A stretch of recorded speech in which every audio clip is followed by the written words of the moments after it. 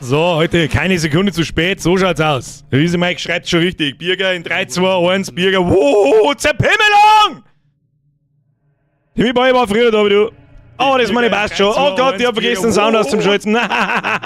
Timmy Boy, kriegst du den daheim? Merci dir, Popo, Mann! An den ganzen Rest. Hode! Niemals! 1 Birger, 1 Montag, schon wieder. Wo ist das Wochenende hin? Weiß kein Mensch. 20 Uhr, wie schauen wir aus? Frodo, merci für den Zügel. Schöne Grüße von der Nachmittagsschicht. Gibt's sowas? Das ist nicht einfach normale Leitschicht. Auf einen guten Schreim. Merci dir. Gurkel und Staudi, was jetzt ist da schon wieder? Wieso ist da kein Herzsalon? Verstehe ich nicht. Merci und nochmal merci. Was schreibst du? Chris Koda, bleib nicht mehr so oft Zeit, dass ich live dabei bin. Warum hast du geholfen, oder was? Aber wenn dann frei wie ein Nockerbasel. Und sie sind ja gefreut, ich weiß nicht. Dankeschön. Staudi, der Chef, gelb ist das neue Grün. Stimmt. Und schwarz das neue... umdreht. Ja, was das selbst ist. Merci dir, so, Schluss jetzt. Wo haben wir einen Chris, müssen wir einen Haufen rein.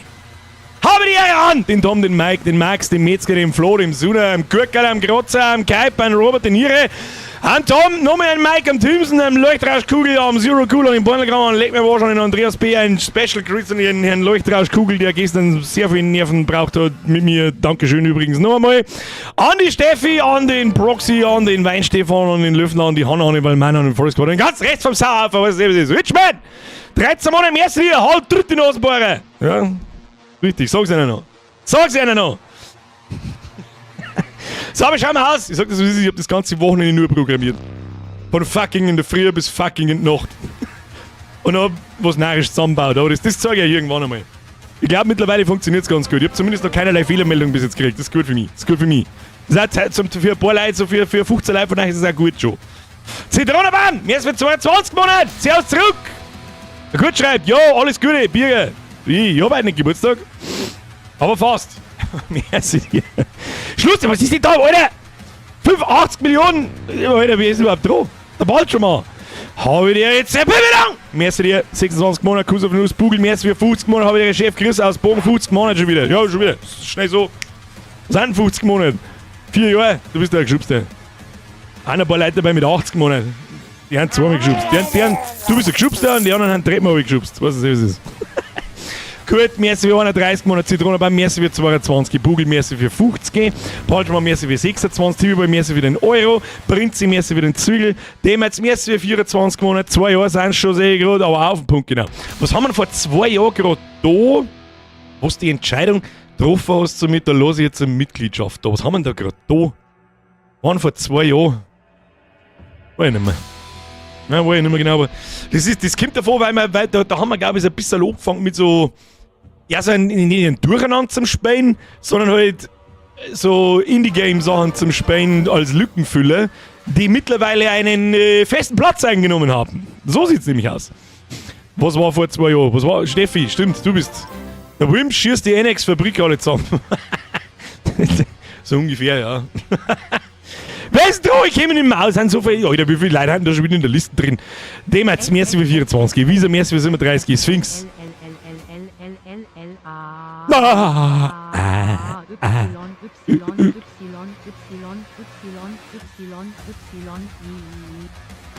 Seit wann lässt die heute jeden einzelnen Buchstaben einzeln vor? Was ist denn mit dir? Bazooka Ciao, merci für deine 6 Euro. Baudo, merci für 16 Monate. LP Dragon, merci für 18. Sphinx Mad Max, merci für 40. Grüezi, fix nochmal. Millermaus, die 61. Du bist auch Treppen habe ich geschubst, aber auf der Hälfte hängen geblieben. Servus miteinander, nach einem anstrengenden Arbeitstag. Jetzt gemütlich bei dir oder zur Pimmelung zuschauen und entspannen. Danke dir. Wieso denn mir, Alter? Oide oder nicht Oide? Ich weiß es nicht. Ich glaube nicht. Mila Masi, der Angeschehen, Mario! Mehr für den Zwickel 50. Vorgestern alles versucht, aber Zwickel ist noch drin. Passt, von dem kaufen wir noch eine halbe und bin ich am voll. Mehr zu dir. Marke, mehr für 50 Euro. Flo! Let's play Lemminge! Flo's gibt's so viel, darfst du auch gern Tourni sagen. Oh, lecker, wenn man die. Ich hoffe, dass man merken kann. Ich nehme dir einfach Lemming-Sepp. Da hab ich mehr Kontext. Lemming-Sepp, merci für 524 Küsse auf die Nuss. Skype, merci für 51 Monate. So, jetzt passen wir Obacht. Ich hab nicht gespielt. Letztes Mal war ich noch so fleißig und hab weitergespielt und hab die restlichen Sachen gesucht, diesmal nicht. Warum? Weil ich schon wieder in einem dermaßen Tunnel sitze, jeden Tag, in jeder freien Minute, fast in jeder freien Minute, weil ich draußen ein was tun muss. Aber Gott sei Dank hat es ja das ganze Wochenende gefühlt 3 Grad gerade und oberpisst wie Scheiße. Da muss ich nicht rausgehen, sehr gut. Und hab nur umeinander programmiert an meinem Spiel. Nur. Massivste Fortschritte gemacht, aber es ist immer noch so viel im Hintergrund zu tun, dass es immer ein bisschen schade ist, wenn ich so begeistert bin. Boah, ich hab's einfach geschafft! Und jeder, der jeden Tag so ein bisschen dahin spielt, schon, ist ja doch ein paar schon drin. Na, halt dein Maul! Halt dein Maul! B, C, D, E, F, G, H, I, J, K, L, M, N, O, P, Q, R, S, T, U, V, W, X, Y, Z, E, Ü, keine Ahnung. Ah, für die setzen wir kurze Hosen auf.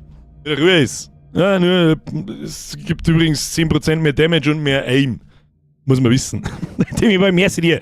Quacksalberchen, Merci für 61 Monate. Das hat er geschubst. So, wo waren wir? Ja, genau, ich bin ein bisschen super begeistert, dass ich so viel geschafft habe und so weiter, aber es ist so viel Scheiße im Hintergrund, dass die Leute nicht recht viel davon singen. So. Ist ein bisschen ärgerlich. Aber ja, irgendwann, eines Tages, und wenn ich nur ein Jahr brauche. Ich sag das, was ich so, wenn ich nur ein Jahr brauche. I had a dream.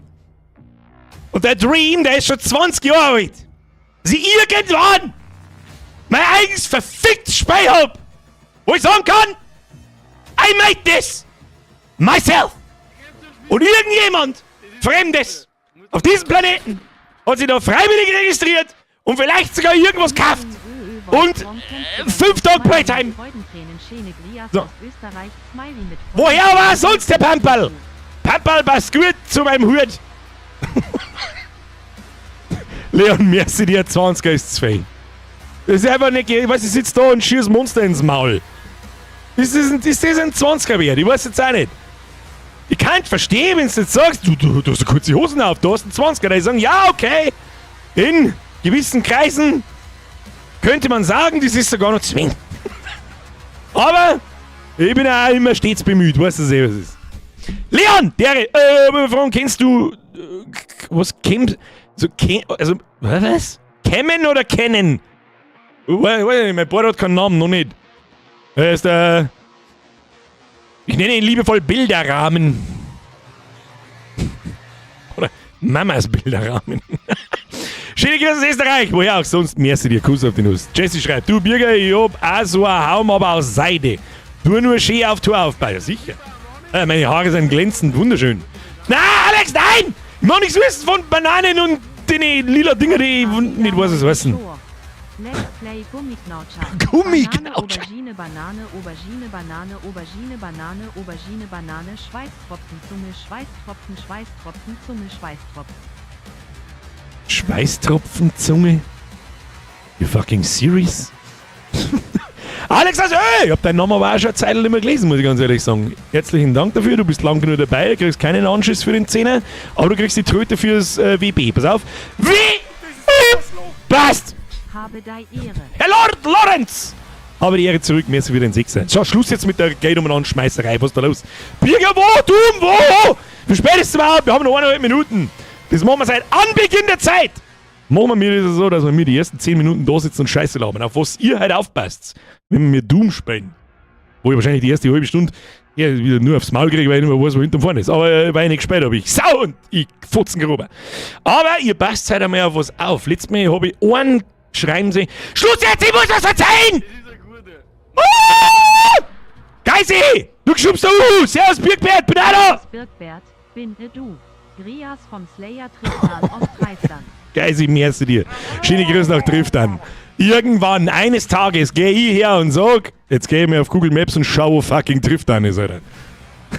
Geisi, merci dir. Du bist da lang genug dabei. Du weißt, dass das zu viel ist. Aber mit meiner kurzen Hosen auf dem Kopf habe ich es irgendwo auch verdient. Muss man auch mal sagen, was es ist. Leon, ja, hab's mir gerade aufgesetzt. Leon, merci dir. Timmy Boy, Schluss, nix Schluss. Außerdem ist es 9 Minuten 10 noch und darum. Ja, okay. Das lasse ich durchgehen. Alex, Schluss jetzt! Ja, was Sau, Travik mit dem Rettungssanitäter. Was heißt denn Travik? Das Wort, glaube ich, gibt es bei uns nicht. Das ist einfach Österreicher Scheiße. Ja, Scheiße wollte ich eigentlich nicht sagen, weil generell habt ihr da hinten, jetzt wird es langsam ernst, Leute, da hinten in Österreich. Langsam aber hier spiele ich mit dem Gedanken, schauen wir mal, ob es da hinten vielleicht besser ist. Bin mir nicht sicher. Treibig ist stressig. Ja, den Begriff, den gibt's bei uns nicht. Also ich kenne zumindest nicht. 10 Neues! Auf Sekunden genau. So, Schluss, aus jetzt. Alert Sounds, hoppala. Alert Sounds, aus. Goalie, mehr als für 18 Monate, Bauer, mehr als für Ziel 22. Grüß den Herrn Andal. Andal! Ich weiß nicht, da glaube ich, möchte etwas Werkzeug zusammenstecken. So. Immer wenn ich reingrüße, muss das automatisch der Hinweis, ich darf die gern zusammenhauen. Gut, ab jetzt. Gut, eigentlich schon immer, aber jetzt wisst ihr es. Frau Schröm, jetzt zu dir. Schluss jetzt mit einer Scheiße! Wieder nicht anfangen! Ist jetzt da wieder? Doom wird ausgeführt, steht da, ist klar. Da steht Spielen. Nein, dass da immer noch dieses Behindi-Fenster aufgeht, ja, ist eh wurscht. Lord Lorenz, mir ist für 22 Monate. In Tirol bist du herzlich willkommen. Ja, das war eine Alternative. Geil, sie nochmal mehr dir. Ja, schau, aber trifft er nicht, Google wird's aber als Trifft-Herren kennen. Achso. Andal, mehr als 23 Monate. Jetzt haben wir bald 2 Jahre beieinander. Stimmt. Dann machst du mir jetzt mal einen Heiratsantrag? So nicht. Kannst du mal Bürger von mir grüßen? Ich weiß nicht, ich kann versuchen, meinen Zipfel in meinen Zipfel zum Stecken.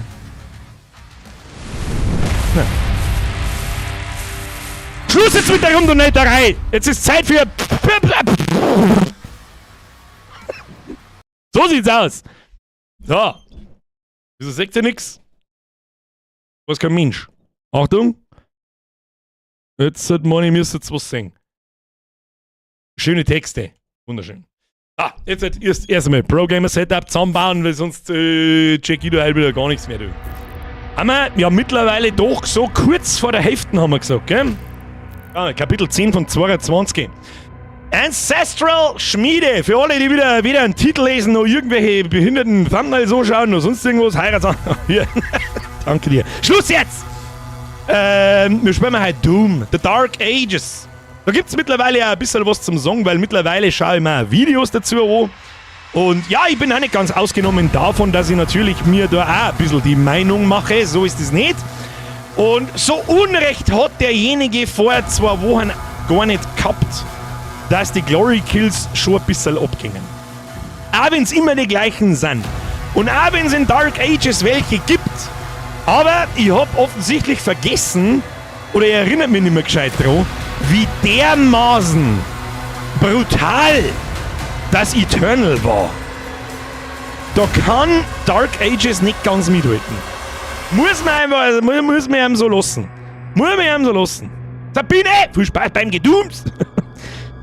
Andal, schon wieder. Kruzifix, der Bodo ist mein bester Spätzl seit 14 Jahren. Da wird nichts zusammengesteckt, außer vielleicht die gleiche Leidenschaft. Wessen Mann ist des Leidenschafts nicht sein Penis?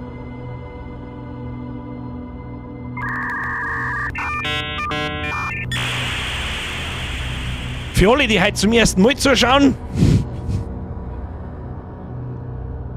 Mistakes were made. So, jetzt schauen wir mal, wo wir sind da.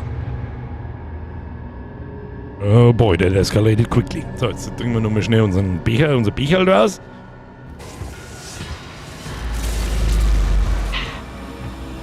Mal schauen, was da passiert. Oh! So, Lea, guter Punkt, gleich. Schauen wir uns erst die Katze an. Ich kann dabei helfen, Ihre Position zu orten. Und die des Slayers mit dem Transportstrahl. Sausage Party. Das wäre mir äußerst dienlich. Wieso hab ich eigentlich meine Hosen auf?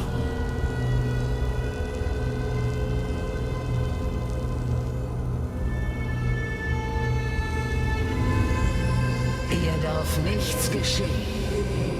Sie ist das Argent Herz. Warum hat sie dann ihre Hexerei nicht gegen uns verwendet? Das wahre Ausmaß ihrer Macht Auflassen? ist ihr verborgen. Auflassen, ein Einser, aber da ein Nuller in den Chat, los. Die Zeremonie, sie muss in meiner Welt erfolgen. Sagen wir uns ehrlich, während der Cutscene kann ich sowieso labern, was ich will, weil ich sowieso keiner aufpasst. Wenn interessiert, da ist der Besen, den schießt man ins Maul, fertig. Ende der Story. Alter, ich sag nicht einen Nuller. Ich sag nicht einen Spaß-Nuller, ich sag wieder einen lustigen, der schreibt 3. Aber beim Forest ist nichts Neues, beim Sprengi hab ich's auch erwartet. 2 noch eine aufsetzen. Wer weiß, wenn ich mir eigene Hosen aufsetze. Gib uns unseren Gott zurück. Das Tor schließen. Was unfassbar wichtig ist, man zieht deine Hosen nicht einfach so, du kannst ja nicht mit dem nackerten Zipfel in deiner Hosen drin sein.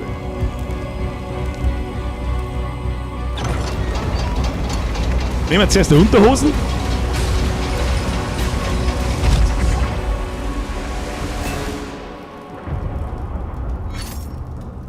Du wolltest jetzt einmal kurz eure Hosen anziehen! So. Ja? Sprengi hat recht. So, wo sind wir? Da sind wir. So, hier Schrotflinte. Mit F hat man das Ding gewechselt. Mit E hat man, glaube ich, Nahkämpfe gemacht oder so. Rechtsklick Schädel, Linksklick eine chargen. Dann Nummer 2 war, den nehme ich nicht her, der ist beschissen. Das ist eine gute, das ist eine gute. Der ist auch beschissen, der ist zwar cool, aber beschissen. Oh ja, der war wichtig und dann haben wir noch eine gekriegt. Ah, gute Granatwerfer, mit dem fangen wir an. Wer wirft denn eigentlich mit so viel Geld umeinander? Leute, jetzt chillt's mir die Knie, drückt's mir lieber auf den Like-Button. Ah, wenn's die Hosen nicht... Was denn sonst denn? Andal, merci dir. Gerald von Plötzlich, merci dir. Jeder auf Twitch nimmt Geld für Holy-Werbung. Birger, was ist denn Geld? Ich hab euch, brauch keine scheiß Werbung. Das meine ich jetzt einmal ganz kurz ernst. Auch wenn es vielleicht ein bisschen schwierig und seltsam ausschaut mit meiner Hosen auf dem Kopf. Es ist interessant, dass das trotzdem wahrgenommen wird, wenn ich bloß einmal schnell aus dem Becher da trinke, dass dieser Becher ist. Natürlich umreißt das nicht jeder, aber die Leute, die es kennen, die werden wieder reminded. Ich werde dafür nicht bezahlt. Ich habe mich vor 7, 8 Jahren da hergesessen mit einem Credo. Birgers Creed. Ich nehme die Werbung nicht an. Ich bin bis heute schwerstens davon überzeugt, dass mir sehr viele da herin das sehr gut heißen. Die Stimmen werden lauter im Nachschau-Squad. Alter, da kommt so viel Werbung und so weiter. Das bin nicht ich, das macht YouTube automatisch. Und wenn ich es ausschalte, läuft trotzdem Werbung. Bloß habe ich nichts davon und das lasse ich mir nicht nehmen, weil ein Vollidiot und das niemals jemand anders machen. Ich werde kein Geld nehmen für Werbung, die nicht passt. Natürlich dringend es. Trotzdem brauchst du, währenddessen du beim PC sitzt, beim PC-Spielen sitzt und nicht, weiß ich nicht, Halligalli Drecksau-Party da machst und dir Host aufsitzt und umeinander bläst 2 Stunden wie Behinderte, dann brauchst du keinen Energy-Drink. Und falls doch, dann brauchst du 5 Sekunden später nicht wundern, wenn dein Wagen sich 3-mal im Kreis dreht, wenn du einen Fuß aufstehst. Okay? Dankeschön. So, jetzt will ich eine Zipfen ins Mistviech. Da gehst her. So, es wird nichts erkundet, es wird überhaupt nichts gemacht, es wird nur eingedroschen. Progress, meine sehr verehrten Damen und Herren. Jetzt muss ich wieder warm werden. Da fliegt irgendwas umeinander. Da komm ich schon. Ja, halt dein Fotznutsch. Okay. So, lang, da. Okay, chill.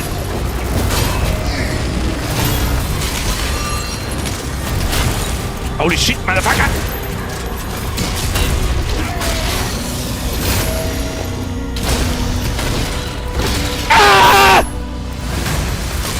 Boah, das hat nicht mehr angefangen, die kriegst du so auf die...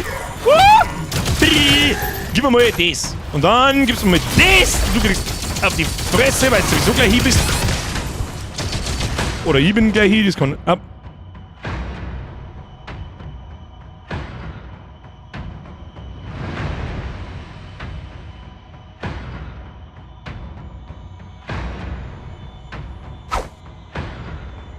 Diesen Moment müssen wir kurz nutzen. Ich muss euch ja noch was sagen. Ihr sollt aufpassen drauf. Das ist mir letztes Mal aufgefallen beim Stream. Ich habe selber noch einmal kurz reingeschaut, weil ich einen, glaube ich, gelesen habe, der was geschrieben hat. Ruckelt das bei euch auch so? Und 20 Leute schreiben noch. Dann habe ich mir das selber mal angeschaut. Bei jedem Charge und bei jedem Nahkampf-Drescher und Finisher ruckelt das kurz im Stream. Bei mir nicht. Ich sag das nicht. Und bei der Und bei der Vorschau... Der Boden ist tatsächlich Lava. Und bei der Vorschau sage ich es da eben auch nicht. Darum, ich habe heute mal meinen Encoder umgestellt. Schauen wir mal, ob es besser ist. Ich brauche ein paar richtige Pro-Gamer. Keine Consoleros am besten. Die erkennen, ob ihr volle 60 Frames habt oder nicht. Da. Doof ist Zeit! Ja, ich nehme so ein Lehme, für was haben wir denn? Scheiße, der Boden ist nicht wirklich Lava, gell? Was ist denn das eigentlich für ein Viech? Da bist du heute nicht so viel aus! Was du einen völligen Vogel hast da! Was Schluss jetzt mit deiner Scheiße, du!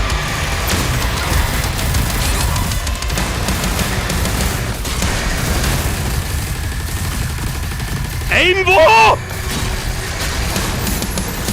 Rex-Mistviecher. Gibt's eigentlich Headshots? Weiß man nicht, ne? Einfach mal neidroschen!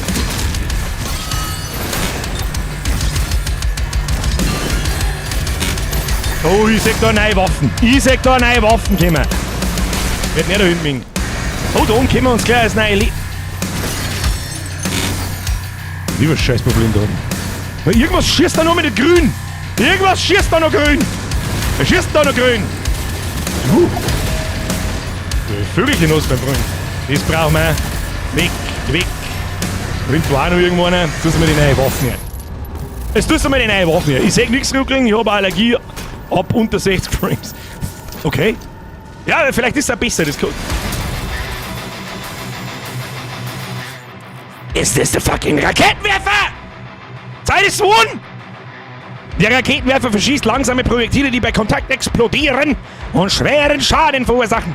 Der Einsatz auf kurze Distanz ist riskant, da die Explosionen auch dir Schaden zufügen können. Der Raketenwerfer ist die zweite Waffe der Werferklasse. Drücke F, bla, ja, haben wir schon gehört. Da, Gegner, wo? Und wie Schuss haben wir? 12. Ich mach da auf. Hab schon gesehen, da müssen wir irgendwie. Rüsten wir das Ding her.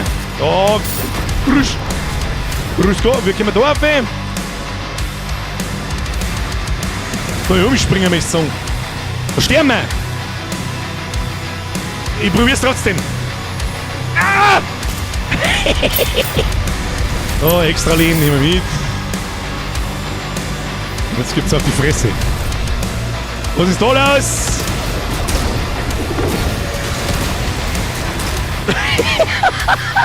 Maul halten. Easy going. So. Durchbricht das Vordertor. Muss ich da mit dem Raketenwerfer draufschießen? Sehe ich das richtig? Nö. Was dann? Was soll ich machen?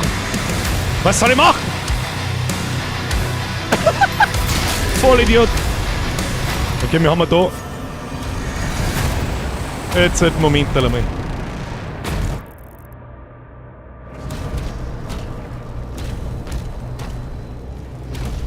Muss ich da einfach die zusammenschießen oder muss ich mal?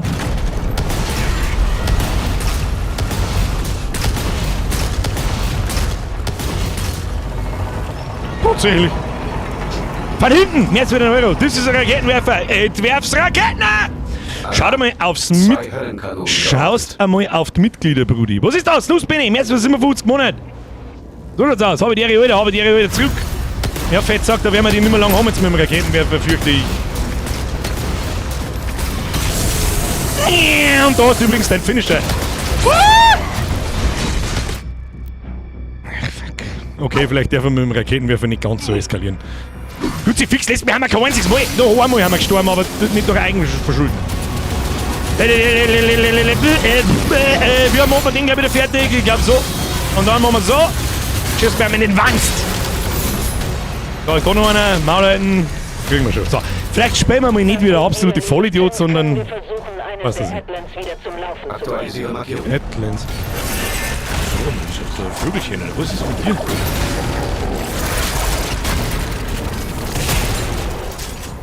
Ja, so. Spielen wir nicht umeinander wie ein Blödel, spielen wir anständig, aber schnell. Ist dieser Deal? Der ist doch vernünftiger.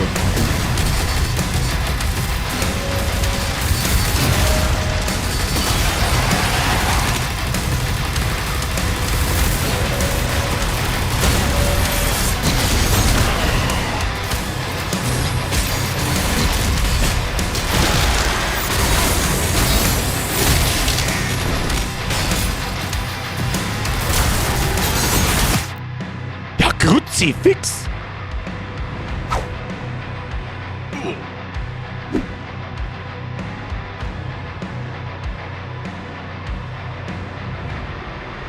Bitte nehmen Sie eine aufrechte Pro-Gamer-Haltung ein und dann ist hier Schluss mit lustig.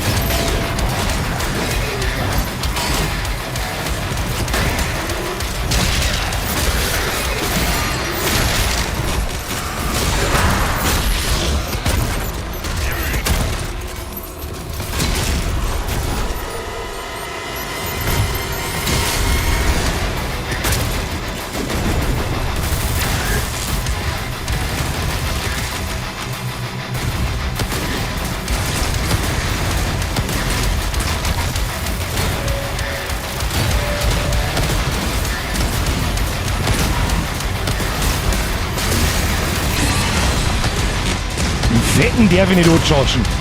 Oh, das ist ein Boss. Den Fetten darf ich nicht anchargen. Das ist letztes Mal schon ein Fehler gewesen.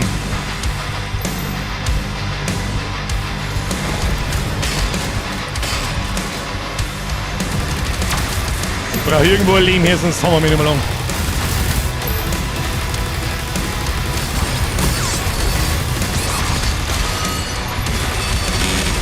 Ich weiß ja nicht so ganz, was wir mit ihm da tun sollen.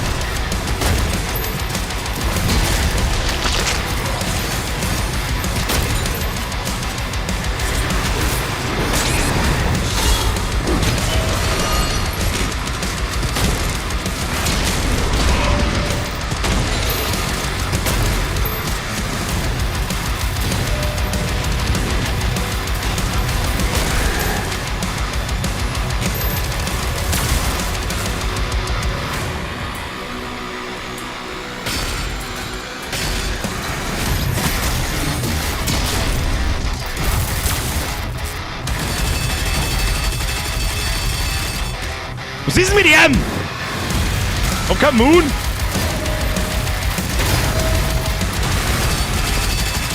Was ist denn mit dem? Haben wir doch nicht alle Viecher umbringen müssen einfach? Ah, jetzt.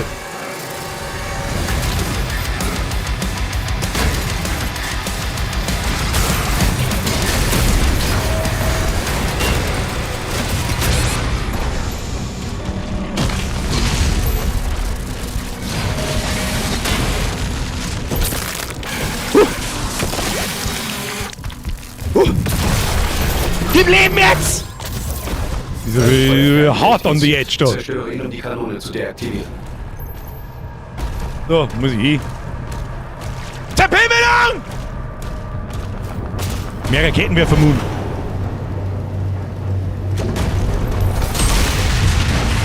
Keine Ahnung, was wir da jetzt da haben, aber er ist schon der Richtigkeit haben. Also, Dämonengeschützturm außer Gefecht gesetzt. Sehr gut. Der Muse ist diesmal wirklich besser, das stimmt. Vielleicht haben sie aber auch was eingepatcht, who knows? Aktualisiere Karte. Eine Höllenkanone übrig. Eine Höllenkanone übrig. Die ganze Scheiße, die suche ich offstream. Wenn ich nicht wieder umeinander programmiere wie Behinderte. Immer mal da rechts auf, hä? Da schaut's nach Stress aus. Vieri und rechts. Ah! Stress! Fangen wir Stress an! Wie ein Moon her da. Weil wir immer noch die Schrupflin, nicht mehr alle noch am lieben. Oh, wenn da schon Rüstung umeinander liegt, dann heißt das nichts Gutes. Das ist überhaupt nicht Schrupflin, wieso drück ich noch auf den Zweier? Was ist hier los?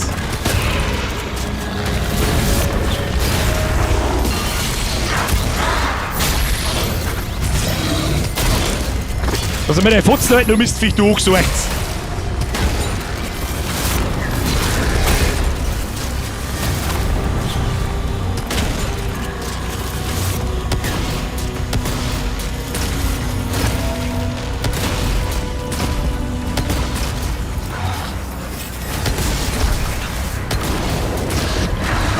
Jetzt da so ausdenken, ja, kriegen wir schon.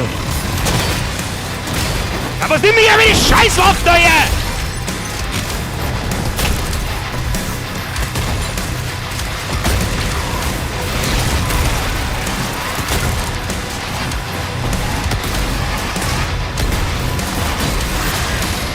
Dann kriegst du einfach mit dies drum am Schelz und du...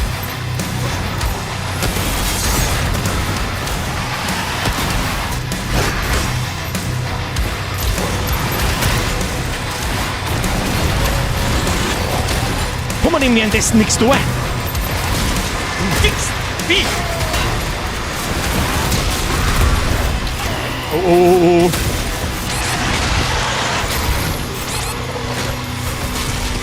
Ist ja toll, dass ich nicht blocken kann, währenddessen ich im Finisher drin sitze.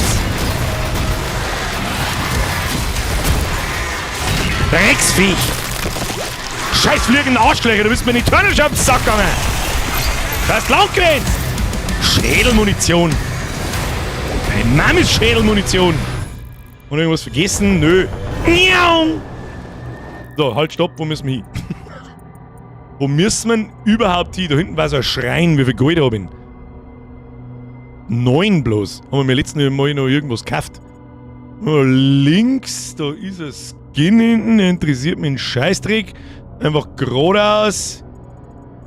Da hat es einen Haufen Klump gegeben, aber das meine ich brauche. Da wenn wir 4 gehen, können wir schnell links gehen. Ja, da ist.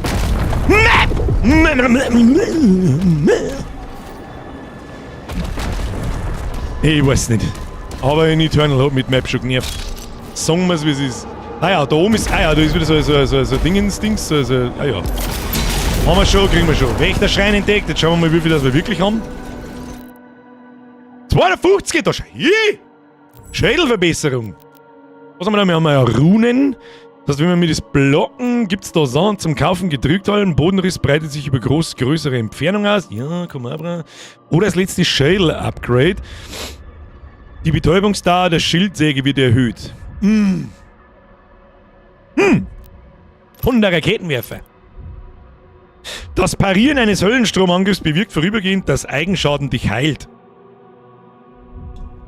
Ja, das ist... Und unsere Schrotflinten. Können wir noch nicht ausbauen. Die können wir auch noch nicht ausbauen. Und der Nahkampf. Morgensternschläge verursachen zusätzlichen Schaden an Metallschilden und Rüstungen. Diese Schläge liefern auch Rüstungsteile. Here we go. Here we go. Wollte man nicht auf Resonanz sparen? Irgendwas war doch da. Ich erinnere mich auch noch, dass noch irgendwas war. Ich glaube, das hört sich am besten noch. Warum? Weil da diese Rüstungsteile rausfallen und das macht die einfach lebendiger. Vor allem, das ist ja das scheiß Beispiel bei dem Fettsack. Bei dem Fettsack, wenn du so nah dran stehst, dann zieht er seine Flammenwerfer aus und macht dermaßen viel Schaden, dass lächerlich ist. Ja, was soll ich machen? Nichtsdestotrotz kann man aber die Betäubungsdauer erhöhen für diese 2 Dinge. Oder, wir gehen mal gleich noch eins weiter, jeder Schlag mit dem Morgenstern entflammt auch Dämonen in der Nähe und sie hinterlassen Rüstung. Ja, rein damit! Was kostet das? 2 Sekunden Splitter, ja, rein damit! So, ab jetzt gibt's mehr Morgenstern. Wenn ich's vergieß, möchte ich einen Chat voll spammen sagen mit mehr Morgenstern! Was ist da hinten los? Komm mal los, ich werde Raketenwerfer hindrehen! Mir nichts passiert! Mir nichts passiert! So, ja! Egerson! Warum geht jetzt mein Morgenstern nicht? Geh ich nicht. Ich schieße nur einen hin. Fix doch mal! Ja, ich hab mich schon wieder fast selber umgebracht. Welche Ironie! Der Einzige, den er nicht töten konnte, war er selbst. Ist da sonst noch was los? Das ist ein Haufen Klump. Das nehmen wir schon mit. Wenn wir schon direkt daneben stehen, dann nehmen wir es mit. Mehr Morgenstern! Ja. Haben wir wieder einigermaßen richtig, oder wo haben wir da überhaupt? Da war noch so ein Ding oben, gell? Wie kommt man da wahrscheinlich auf? Wahrscheinlich von da rumspringen oder so, aber schauen wir mal. Oh shit. Okay, ich hab mich vertan.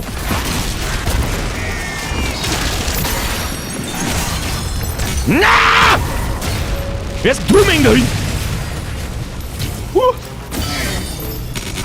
Ah, da kann ich ja jetzt... Ah, warte mal. Das ist doch nicht so gaudi. Das ist doch nicht so gaudi, da kann man irgendwo rundum wuseln, ich weiß genau. Warte mal. Da muss man ja, manchmal, wenn wir schon da haben, was das ist. Ansonsten ist da am Ende der Kisten. Ja gut, dann holen wir es uns.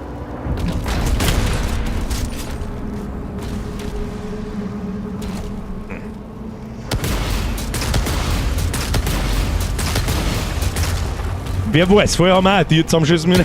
Du bist ja lustig, schau dir da. Schau dir da. Vollidiot, kommst mit einer kleinen Scheiße zu einer... Machen wir so, Headshot. Ja, für das ist schon lustig. So, irgendwie habe ich das Gefühl... Kann ich da... Da muss man irgendwie durchkommen, das gibt's nicht. Vielleicht ein Backtracking dir möglich. Aber irgendwie schaut mir die Tiere so, als kann man die generell nicht aufmachen. Naja, drauf geschissen. Kostet bloß wieder sauber 2 Zeit. Sauber 2, oh, das schaut nach dicker Schlägerei-Arena aus, da. Oder waren wir da vorher schon? Unsichtbarer Wichser, ich sag dich schon, tu dich nicht runter! Oh, den kannst du erst einmal haben. Du kannst einmal den haben. Lila Schlüssel, hilft uns nicht weiter im Leben. Allerdings auch der Boss hinten. Wo müssen wir überhaupt hin? Schauen wir einfach mal, wo wir hin müssen. Müssen wir schon dahinter runter, oder glaube ich, ist da der Durchgang. Geradeaus und rechts. Geradeaus und rechts! Ein bisschen Map brauchen wir dann doch. Du ist das nicht, du mit Raketenwerfer, der hat noch nie geschaut. Ja, also du stehst noch dort und dann schaut er schon.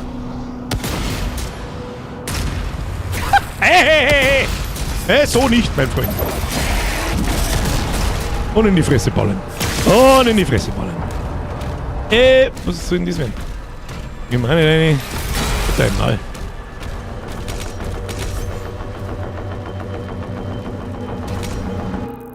Was ist das? Oh, links was zum Boss gegangen. Oh, der ist lila. Schau mal. Das ist ein Teil einfach, das kann ich ja von mir nehmen, oder? Oder muss ich da erst... brauche erst den Schlüssel wahrscheinlich. Ich muss den Boss wahrscheinlich erst killen.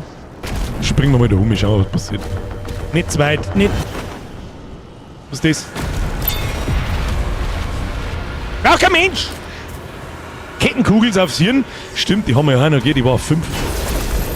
Wo immer wir da jetzt hingehen, ich weiß es nicht. Ah ja, dann haben wir auch wieder zurückgeholt. Dann da oben bringt's aber anscheinend auch nicht. Rechts vorbei und links. Dann probieren wir es mal da. Schnauzen. Da schaut's nach Stress aus. Haben wir da einen Stress? Freunde, haben wir wieder einen... Oh, da ist der lila Schlüssel. Den nehmen wir natürlich. Gib mir nicht auf. Warum nicht? Warum nicht? Was ist hier los? Brauche ich den lila Schlüssel für... Ja, wenn man in der Luft sein Springer ein bisschen besser steuern kann, dann war das ja richtig cool da zum Jump, für so Jump-Run-Einlagen, aber kannst du leider vergessen. Pass auf, wir kommen dafür. Was? Jetzt ist jetzt ja vor mir her. Was kein Mensch. Da war schon wieder ein Dragon im... Birger, es gibt ein paar Glory Kills, wenn du die Viecher anspringst dabei. Ja, es gibt ein paar, aber nicht recht viel. Oder es ist zumindest nicht der Bestand... nicht fester Bestandteil des Spielflusses. Sagen wir es so.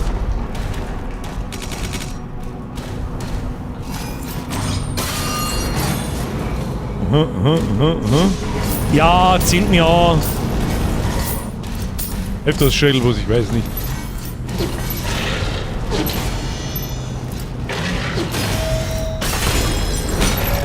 Mir Morgenstern!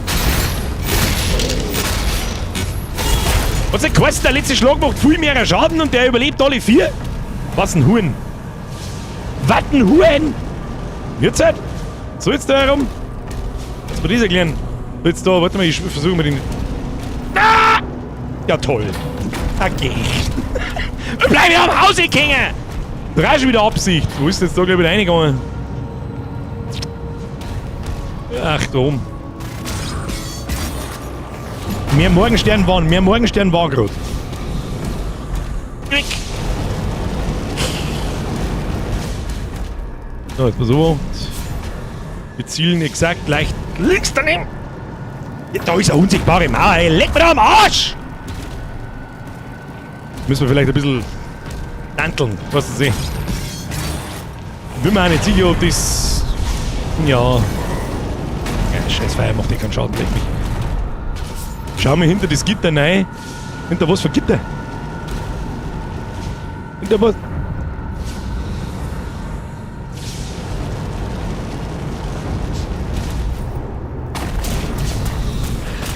Halt einmal!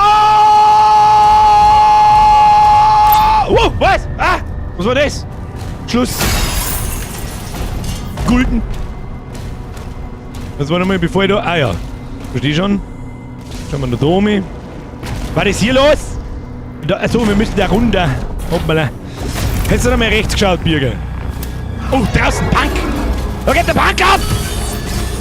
Hey, ist hier, du.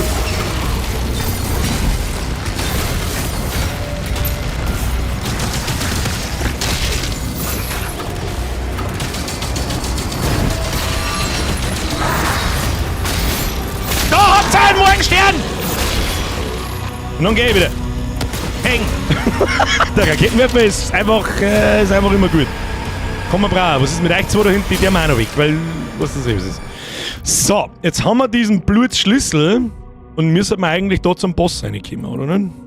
Haben wir da herin alles grob? Ja, das geht da unten. Ich weiß es jetzt auch nicht. Ich schau mal. Gell? Da hinten ein Bese, so habe ich gesehen. Ah! So. Ja, was? Ja, die hab ich jetzt nicht gesehen. Grad hab ich den nicht mehr sehen, du. Fix, Mari, du. Oh shit, ich hab keinen. Bring wieder die Dreiviertel die Zeit einfach selber um. Warte mal, wie kommt man da? Sechscher. Aber da kommen wir nicht rein, wenn man die irgendwie von anders aufmachen muss, gell? Ja, die Scheiße suchen wir jetzt nicht, das ist nix. Mehr Morgenstern, wie? Ich hab doch einige Morgenstern. Du siehst doch die weißen Boinkerl da unter meinem Fadenkreuz. Das sind meine Nahkampfangriffe. Wenn ich die nicht hab, dann brauche ich gar nicht anfangen. Verstehst du? So, das war's. Herausforderung abgeschlossen. Ich weiß nicht welche, aber das wird schon passen. So, jetzt tust du mich eben da her, da hinten. Du kommst mir gerade recht, du kommst mir auch. Nein, Freunde, das auch nicht. Da schießt mir der Raketenwerfer ein bisschen zu. Slightly langsam. Dann kann ich mal schnell nicht werfen!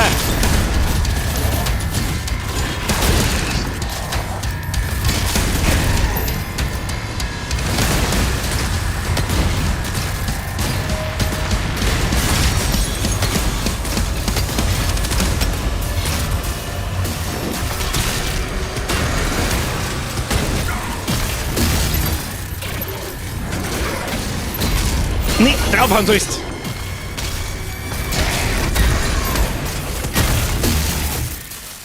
Das war nix.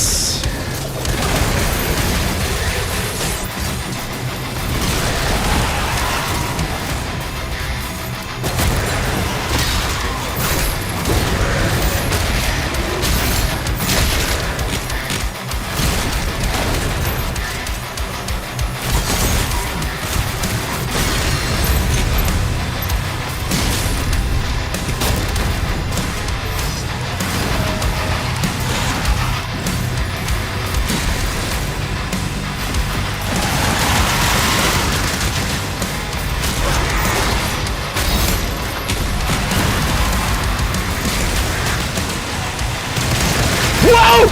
Na, wo soll ich ja wieder? Oh, shit!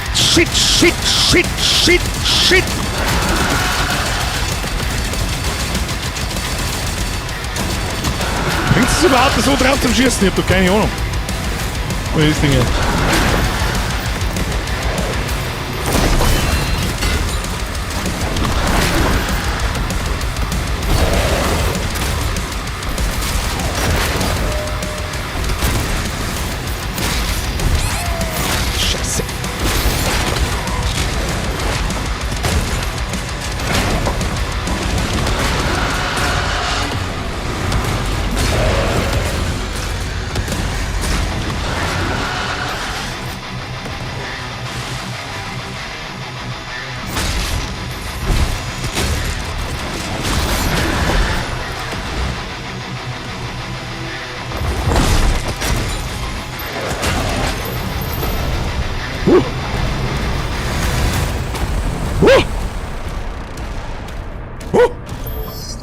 Ab jetzt ist Schluss mit Sterben!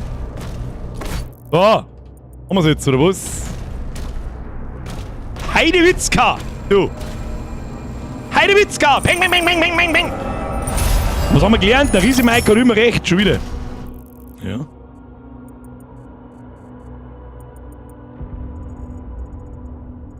Wo müssen wir hin? Irgendwo da oben. Kommt man da sonst noch irgendwie oben? Da kann man noch oben kommen. Irgendwie müssen wir da lang. Ja, mit 4 und links. 4 und links, eine Zipfel, das sagst du, was ist das? So, ist da wer? Servus, grüß Gott miteinander, ich war jetzt auch da. Ja, der Schrumpeln dabei, da kann man mal rein tüllen. Zum Tüllen, meine Damen und Herren. Oh, wenn das Zeug schon wieder da oben liegt. Weißt du, wenn nix Gut, wie kommen wir da auf? Es ist zu verdächtig. Zu verdächtig! Ja. Das ist aber auch zu einfach zum Finden. Ne? Wo müssen da eigentlich schon wieder alles so stock finster? Sag's eben. Sag. Unten da jetzt nochmal so ein Ding geben. Da waren wir schon. Da kommen wir nicht rein. Na gut. Dann gehen wir weiter! Jetzt geht's aber schon ganz schön zu, gell? Was ist das wieder für eine Scheiße? Also du.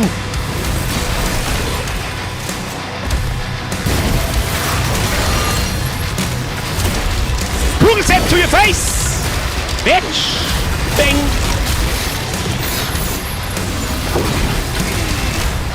Au! Au! Gib Rüstung! Oh! Dann haben wir doch da rein. Dann haben wir da oben rein. Dann haben wir da oben rein. Dann haben wir hier noch mehr aufs Mal. Wer spawnt diese Scheiße da? Sag mal, das ist doch irgend so ein großer Vollidiot, oder nicht? Was soll ich dem sagen? Wo steht denn der da hinten? Ach, das ist wieder so ein Trottel, den man alle umbringen muss. Ja, kriegen wir. Für was haben wir einen Kenner? Sag's ihm! Ich hab keine Nahkampfangriffe, nein! Au! Gib mir die Schubblenden, weil alles andere ja Schwachsinne!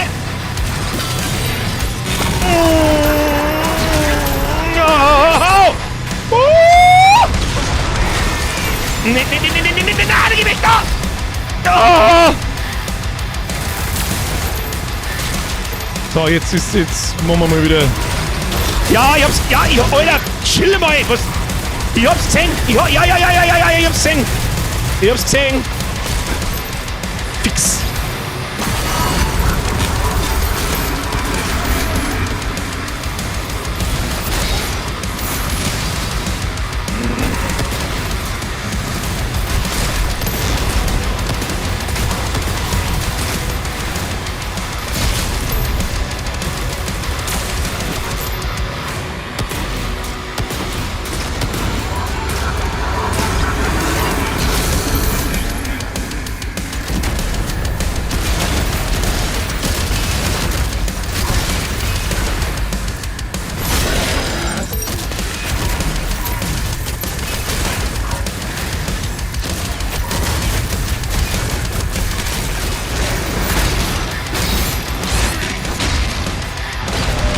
Das war knapp. War das knapp. Ich habe schon wieder keinen Nahkampfangriff. Ne, Kruzifix. Das mit den beschränkten Nahkampfangriffen? Ja gut, muss irgendwo sein, sonst war es komplett overpowered. Maximale Gesundheit erhöht. Ja, Zeit wird's. Ob es das Fett bringt, weiß ich nicht. Aber wir werden es sehen. So, was haben wir jetzt da? Hatten noch Goldkisten. Oh, da hinten war noch ein Boss gewesen, gell? Egal! Ich brauche ja offstream noch was zum tun. Wenn ich nicht wieder beim Programmieren hängen bleibe wie ein Behinderter. Die Schule ist einfach besser als der Morgenstern. Das stimmt. Jetzt weiß ich allerdings natürlich nicht, ob du da die Spielmechanik genau weißt, die... Alle Höllenkanonen zerstört. Ja, ne? Die... Gleich. Die Karl von deiner Mama ist nicht so oft, da kannst jetzt reinfliegen. Einen Energiekern, der noch Ladung hat. Energiekernladung. Den anderen Atlan online. Was ist da oben? Da schaut es aus, als das gehen. Gibt's da was? Da gibt's was, ja, tatsächlich. Und zwar auf die Gegner mit die Schädel. Da kannst du nicht durchschießen und nix, aber der Schädel draufwerfen, wenn's clearen. Und dann zerreißt es alle. Ziemlich massiv sogar. Ich weiß zwar nicht, ob wir da her müssen, aber ich springe jetzt einfach mal da um. Ah, Tatsache schon hin. Ist halt was nehmen mit. Aber ja, ich meine, das Schädel ist ja auch ein Kernelement des Spiels. Das muss man halt schon auch mal dazu sagen. Wo müssen wir hin? Ah ja, jetzt zur letzten Boss-Stage, die ist links hinter mir. Oder wir gehen mal da hinten und dann hinten drin, dann gibt es da Geheimnisse. Aber da werden wir so wahrscheinlich nicht reinkommen. Lass mich raten. Ja, geht noch von der anderen Seite. Ja gut, machen wir es von der anderen Seite. Ich weiß nicht, was du magst. Sehen? So, wenn ich da drauf schieße, dann bringt mir das nichts.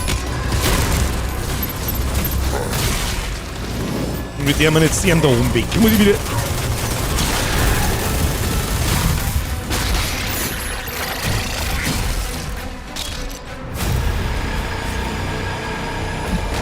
Da wollte ich hin, wollte schauen, ob wir schon wieder genug Geld für irgendwas haben. Ja, tatsächlich. Da können wir nichts mehr verbessern. Schädel, können wir am Schädel noch was machen? Kostet uns 100. Das nächste kostet uns der Bodenriss. Getroffene Dämonen werden entflammt und hinterlassen Rüstung. Das ist das nächste, was wir uns einbauen. Das sagt der Ibis, ist Nachbeben. Jawohl.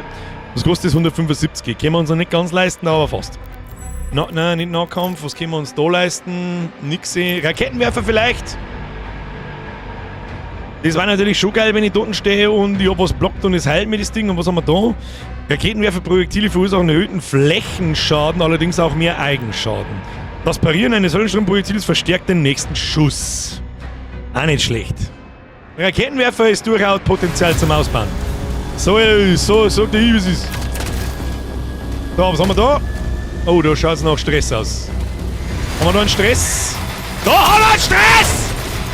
Ach du Scheiße. Mit der man da. Lass mich überlegen.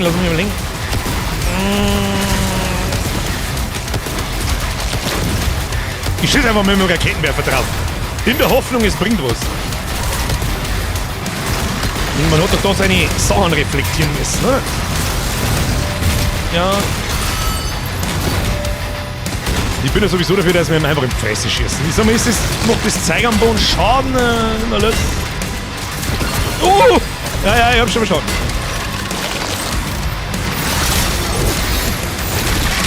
Wir werden einfach zaubern! Sag mal. Hat's die eh schon? Da, ich bring den Tax da! Und dann. What?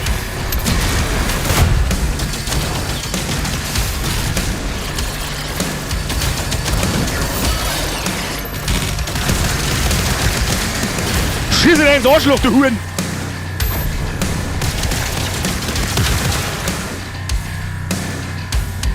Haben wir's jetzt, ja? Was ist da? Oh, der erste Pinky. Hallo? Muss ich noch irgendjemanden weg tun, oder wie sehen das? Was ist mit dem Ding da hinten? Ich will es haben! Ich will es haben. Wie kann ich's kriegen? Da ist noch jemand. Wie kann ich's kriegen? Ich will es kriegen! Das ist das letzte Waffen-Upgrade für die Super Shotgun. Das war eigentlich schon nicht schlecht. Muss ich da wieder irgendeinen Wolf tüdeln? Warte mal.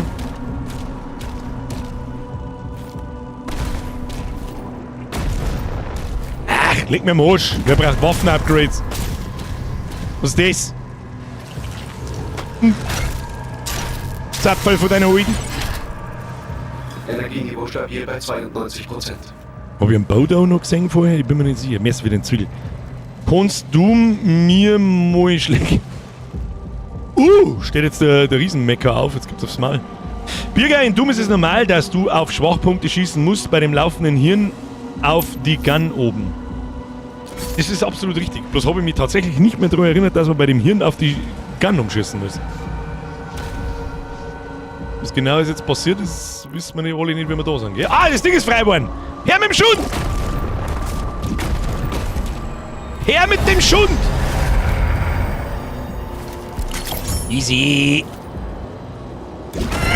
Jetzt warte mal, da geht's nämlich, glaube ich, oben und da unten gibt's ein extra Leben, das holen wir uns. Das können wir natürlich schon brauchen, weil so wirklich gestorben sind wir noch kein einziges Mal.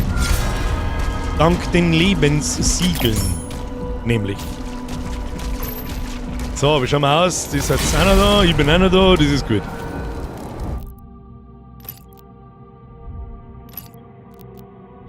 Die Superschrotflinte feuert eine erhöhte Anzahl an Projektilen pro Schuss ab.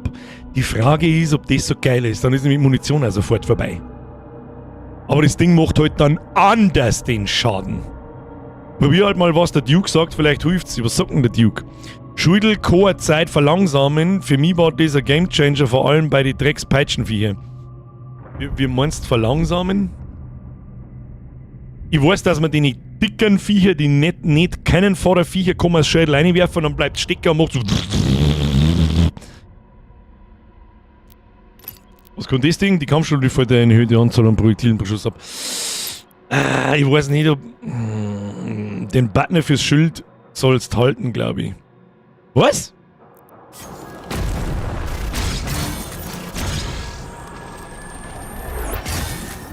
Wir meinen. Wie? Herr Duke! Wie meinen? Mehr Spread, mehr gut. Sepp! Schöne Grüße aus dem Nachschau-Squad, aber heute mal live. Herr Sepp, Zeit ist so ein Kuss auf die Nuss, merci dir. Da brauche ich mehr Informationen, Duke. Was genau meinst du? Ich bin mir nicht sicher, was wir ausbauen sollen. Bleib auf der Taste drauf. Auf der Schultaste. Und dann? Kann ich nicht mehr schießen. Oder meinst du, wenn ich es wirf? Oder... Das ist zu wenig Information!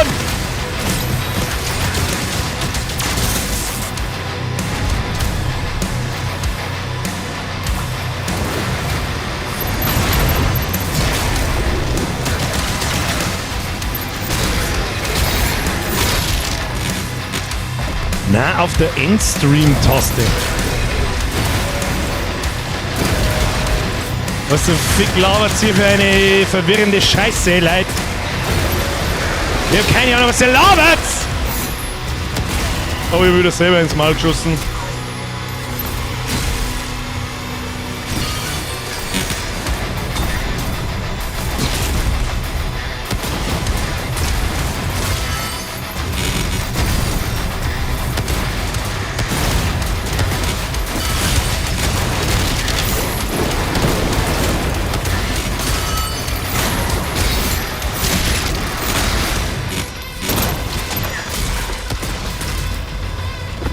Freilich auf der Werfertaste ist doch logisch, wenn es darum geht. Nein, es ist nicht logisch! Was laberst du?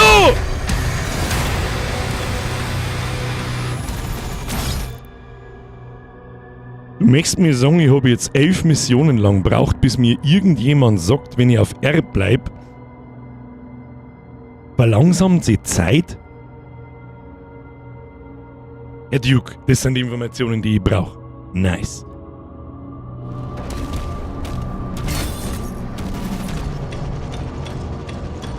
Kann ich währenddessen...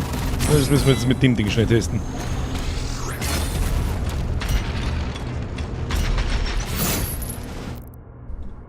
Das ist ein absoluter Kack-Noob-Modus.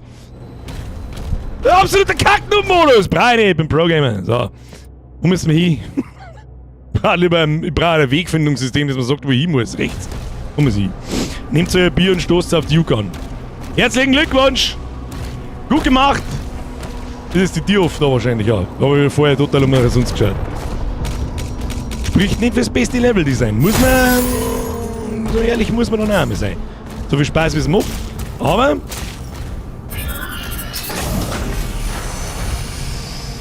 So, cool, da muss ich rein. Hab selber erst kapiert, als ich schon halb durch war. Ja, aber das wird da aber auch nicht gesagt, oder? Oder wird das vielleicht ganz am Anfang in der ersten Mission kurz gesagt, in der letzten Zeile, die man sowieso überliest? Und es sei, wir haben sogar 82% schon. Der Schwindel sagt sie bei alle Ehre, die nicht direkt zerpimmelt werden. Ja, bei alle Großen halt. Alle Kleinen werden zerpimmelt, aber die Großen bleibt stehen. Außer es stirbt, dann fährt's durch. Der Lichtblick des Montags. Und bei dem Shotgun-Upgrade sind es mehr Projektile pro Schuss, nicht mehr Schuss auf einmal. Mund dürfte also dieselbe sein. Ja, Herr Flix, dann... Das sind die Hinweise. Das ist ein Hinweis, den kann ich brauchen. Ich glaube, dass ich die Schädelverlangsamung... Ja, weiß ich nicht. Ja, ist er. Absolutes Pro-Gamer wieder. Ja, das war kein Pro-Gaming. Weiß nicht. Vor allem am Anfang, wie oft haben wir jetzt schon gestorben? 3-mal, 4-mal, das war nix. Das war nix. Nicht der Erfurt. Ja, die scheiß Skins interessieren mich einen Scheiß. Ab, jetzt gib mir die nächste Mission, eine Dreiviertelstunde an den Kack da schauen. Was soll das denn? Höllenbrecher, rein in die Bude! Der ist Birger, ich bin auch wieder live dabei. Zerdumelung. Mr. M8, Kuss auf die Nuss. Aber die Ersen, willkommen zurück. Weiter geht's.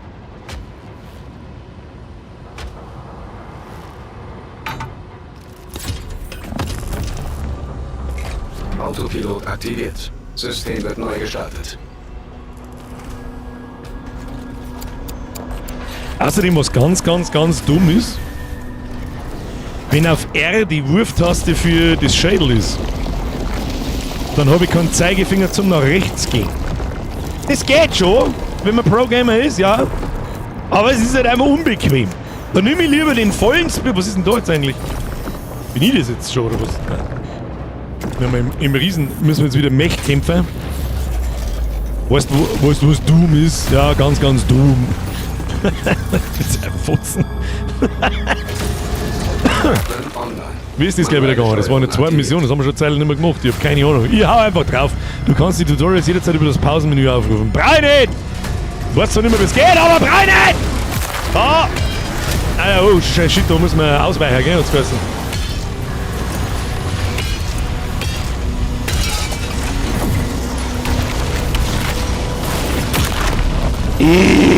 Oh! Komm mit der Regenmaus was drauf, Pimmel!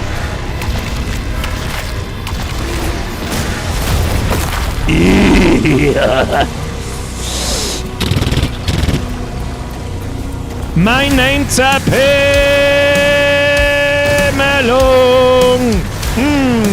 Schmackofatz! Ah, nein, das wurde falsch genug. Wer zu dir ist zu zweit zu hauen, hä?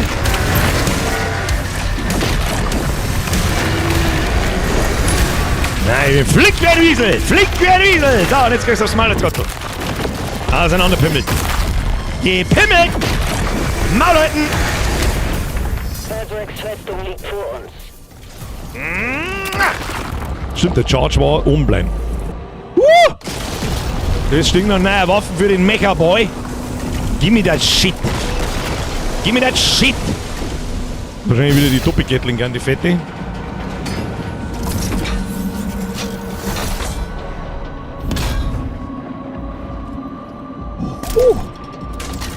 Über deine Waffen, das ist ein Haus. Ich hab ein Haus hier. Wäre die perfekte, wenn man seine Waffe zu überladen. Oh, wie? Und nur was soll man... Ah, okay. Geht! Der geht eben! Der geht! Nö! Fängt! Noch gleich nochmal! Fängt! Und gleich nochmal, Kim! Du zu hast, dabei geht's weiter unter dem Maulleiten! Oh, da gehen wir Hauptzeiten! Oh, da hab ich eine gerotzt. Den hab ich nicht gesehen! Du, den hab ich nicht können sehen! So, dem geben wir halt gleich noch eine! Geben wir noch eine neue, die geben wir auch noch eine! Schlut, oh ja, großer Spaß. Das ist jetzt im Doom Slow-Mo-Mode. Sozusagen der Schlomo-Mode. Maulleiten. Keine Füße.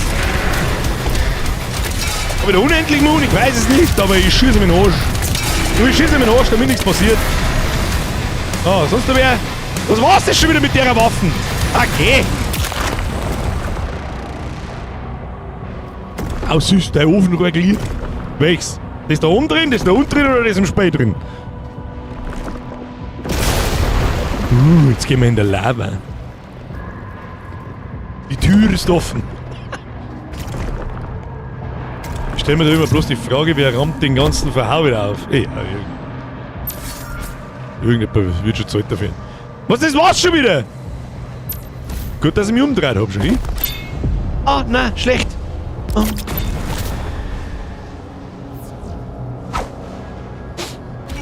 Da sagen wir jetzt nichts dazu. Hoppala. Ups.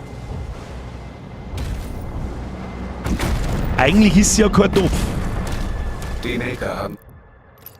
Meine sehr verehrten Damen und Herren, Herr Flix und Herr Duke und alle anderen, ich verlasse mich da jetzt auf euch. Geben Sie mir die Schubflinte. Friss das. Wenn man das anschaut, also die Vorschau anschaut, dann schießt. Warte mal, dann schauen wir mal da gibt es nämlich auch so ein Ding. Ah ja, die braucht nämlich 3 Schuss. Ja gut, dann habe ich mich da vielleicht einfach vertan. Eine damit, weil die Super Shotgun das Beste ist. Super Laufstopper. Trifft Dämonen mit aller Kugeln aus Superschrotflinte. Kriegen wir hin. Raketenwerfer. Haben wir 250 Gold. Jawohl, das Parieren eines Höllenstürmermangs bewirkt vorübergehend, dass Eigenschaden heilt. Haben wir da noch irgendwas? Nein, ich bin noch gespannt, was die dritte Nahkampfwaffe wird. Ich tippe auf einen Hammer. Oder einen Speer. Was haben wir da noch? Sollen wir das vielleicht mit? Nein, da brauchen wir 2 Kerne.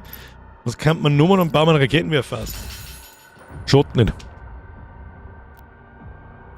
Schott Bestätigt, das nicht. S-Rack-Signal aus dem Inneren kommt. Irgendein Arschlochsignal kommt aus dem Inneren. Dann gehen wir rein und reißen mir mal einen Arsch auf. Das ist meine Idee. Was ist da? Ja, was machen? Rocket Launcher, wenn du timen kannst, dann heilst dich mit dem mehr Schaden auch noch mehr, oder wie? So wie es, also so verstehe ich es. Wenn ich normalerweise also wenn ich was pariere, jetzt kriegen wir eine Schildrune, Kruzifix nochmal, wo ich das Ding aus... Du hast eine neue Schildrune erhalten, Heiliger Schwarm. Bei Aktivierung verschießt die Heilige Schwarm einen großen Bogen zielsuchende Klingen. Diese Klingen verfolgen Ziele und fügen ihnen Schaden zu. Muss man lesen, was das sonst noch kann, das Ding. Schauen wir mal. Schildrunen gibt es ja nur einige, aber da Bodenriss breitet sich aus. Naja, werden entflammt und hinterlassen Rüstung. Das war eigentlich meine Idee gewesen. Mal schauen, rufe noch mehr Ätherdolche in Höhe den Dolchschaden, rufe zusätzliche Ätherdolche in Höhe den Dolchschaden, rufe die maximale Anzahl an... Ja, das ist ja voll kacke. Also, ja... Es ist natürlich automatisch, wenn du was blockst, machst du rundrum immer bis halt das Shot nie, aber mir gefällt einfach das so gut, wenn da Rüstung rausfällt. Irgendwie so der Lifestyle quasi. So, gibt es da drinnen mal eine ordentliche Schlägerei? Anscheinend schon. Oder das Ding war schneller, da wie ich schauen kann. Jetzt probieren wir gleich mal was. Ah. Das ist halt wirklich der Noob-Mode, gell?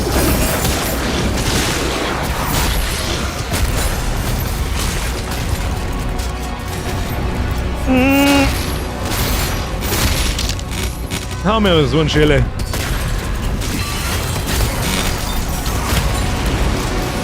Dollars! Hat's die schon, der mal lang umeinander. Ah, die Super Shotgun, die ist jetzt glaube ich erst einmal 1-2 Runden lang so richtig, oder 1-2 Level lang so richtig asozial overpowered. Nein, so nicht. So nicht, mein Freund! Halt, stopp! Wieso habe ich jetzt diese Kackrunde da drin? Das ist mein, du!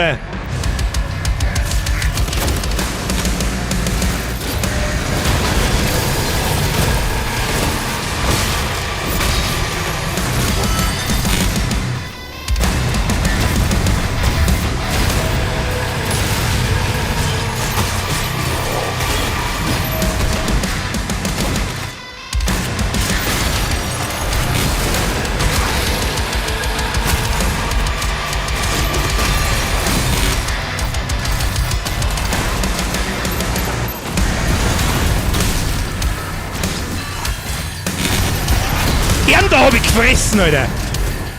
Deine scheiß Rumflügerei, du dummes Arschloch! Entschuldigung, mein Fehler.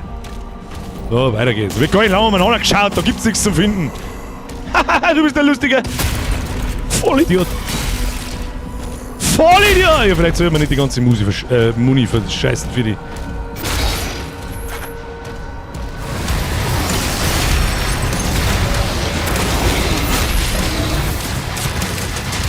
Keine Munition mehr. Wie kriegt man gleich wieder Munition?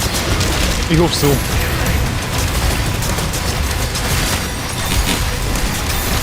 Ah, shit.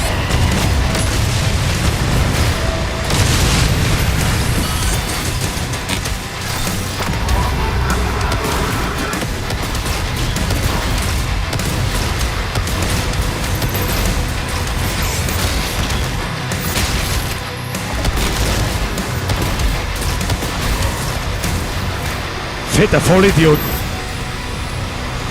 Fetter Vollidiot!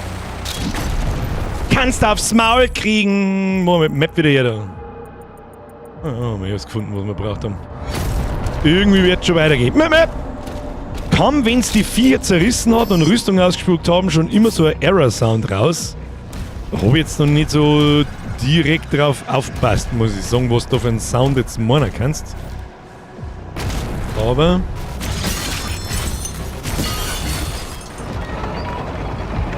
Schauen wir mal.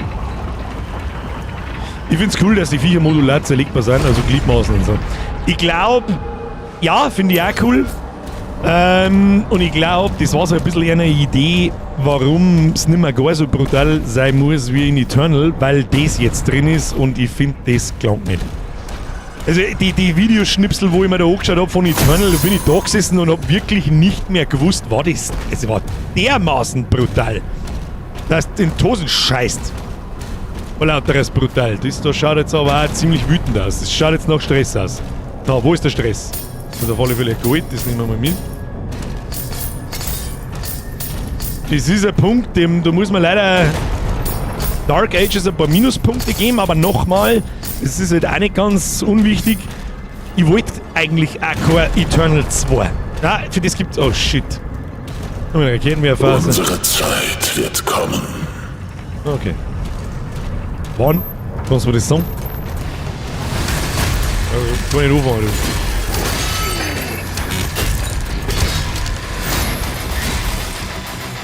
Was haben wir hier? Du schon wieder, du Wichskind.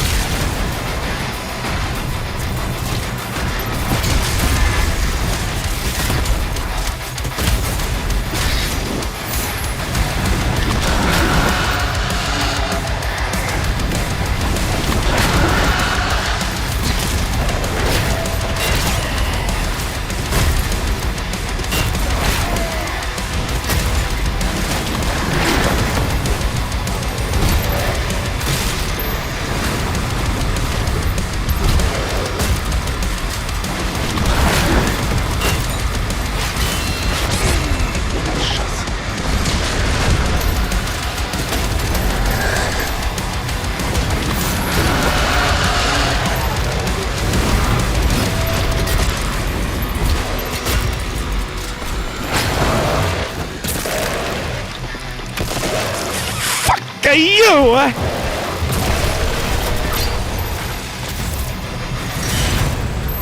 Bischof Creed will mich treffen. Wir brauchen dich in der Kommandostation. Ich öffne ein Portal. Portal wo? Ah! Falsche Richtung, Entschuldigung, bin schon unterwegs. Braucht er jetzt einen Termin zum zerpümmelt werden oder was? Ja, Bürger im Laufe, ich bin voll drin. Ne? Das ist aber jetzt auch ein Kurzlevel gewesen. 98%! Was haben wir da wieder? Ein Goldstückel liegen lassen wahrscheinlich.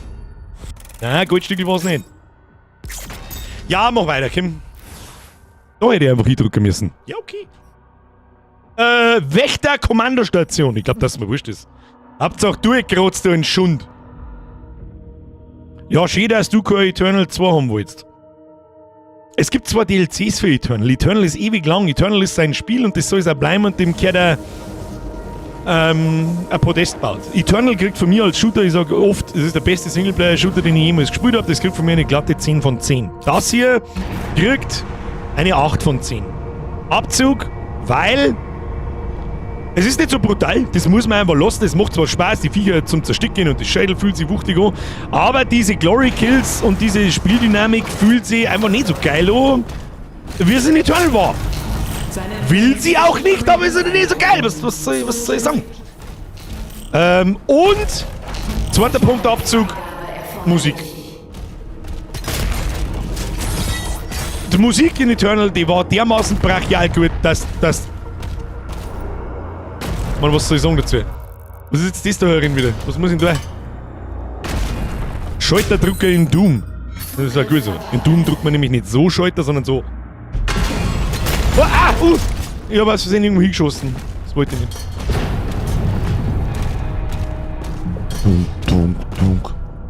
So, achso, nochmal Schalterdrucker. Ich muss auf den Schalterdrucker. Birger, lies mir eine Frage weiter oben im Chat. Mike, wo? Frage. Angriffswarnstufe Rot.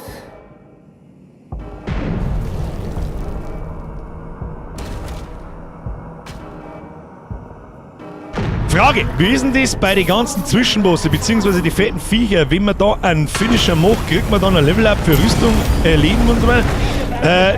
Du musst ihn nur umbringen, egal wie du ihn umbringst. Bei den Special-Viecher, da kriegst du dann einen dauerhaften Buff mit, du hast mehr Leben, mehr Rüstungs... Kappa und so. Was genau ist jetzt? Die Musik ist so intens. Warum ist die Musik so intens? Hat ein bisschen was von Du meinst. Ja, gehabt. Wächtersoldat. Was für Wächtersoldat? Muss ich check überhaupt nicht, so haben wir mich überhaupt. Wo muss ich? Nein, ins Loch! Rein in die Bude! Ist doch etwa! Oh, etwas Riesiges kommt hindurch. Luftunterstützung. Oh, ist wieder ein Drachenlevel. Haben wir heute mal wieder ein Drachenlevel, wo ich schon wieder nicht mehr weiß, wie es gegangen ist, aber ich kann nichts erkennen, wie es ist.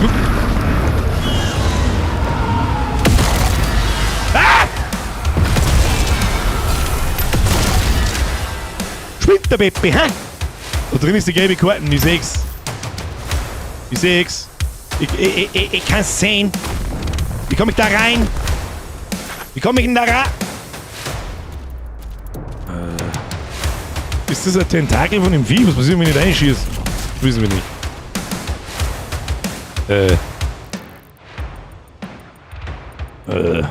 Ja, sollen wir einfach mal hochspringen? Ich weiß es auch nicht.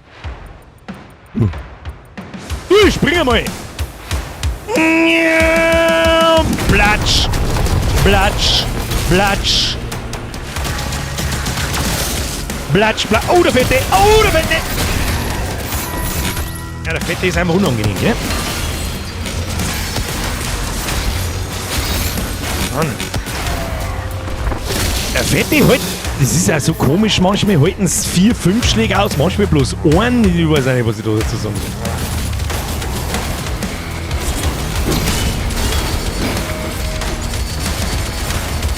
Die Waffe ist so kacke.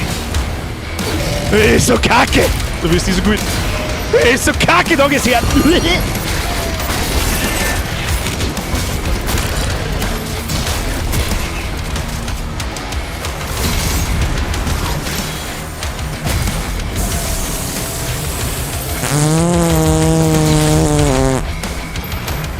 Du musst dir immer den Ton vorstellen, wenn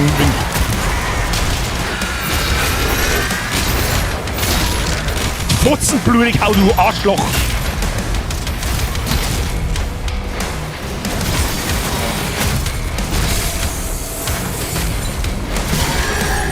Ja, ist auch ziemlich nervig, das ist auch noch mit dem Grässenschädel, da musst du dann irgendwie ganz nah hin. Ja, was haben wir da? Haben wir da noch irgendwas? Da ist die gelbe Schlüsselkarten notwendig, wenn man da hinten reinkommt, das weiß ich nicht. Warte mal. Geradeaus, da hat es eine Goldkisten gegeben, die nehmen wir mit, weil vielleicht können wir noch mal was ausbauen. Können wir da rein? Nö. Na gut, dann halt nicht. Na gut, dann halt nicht. Da irgendwas haben wir da. Da müssen wir rein, kriegen wir schon. Kacke Bukake. Nix, ich bin der Bukake-Endpost.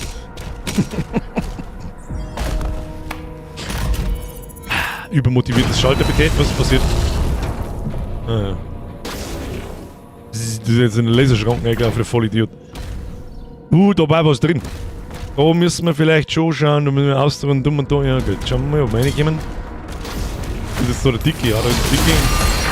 Oh no, den mag ich halt gar nicht. Du gefällst mir gar nicht, die schießt mir einfach von der Weiden runter, du. Von der wir gar nicht lang an. Au! Ja, kommst du auch wieder Ballerei aufhören, was soll ich noch machen?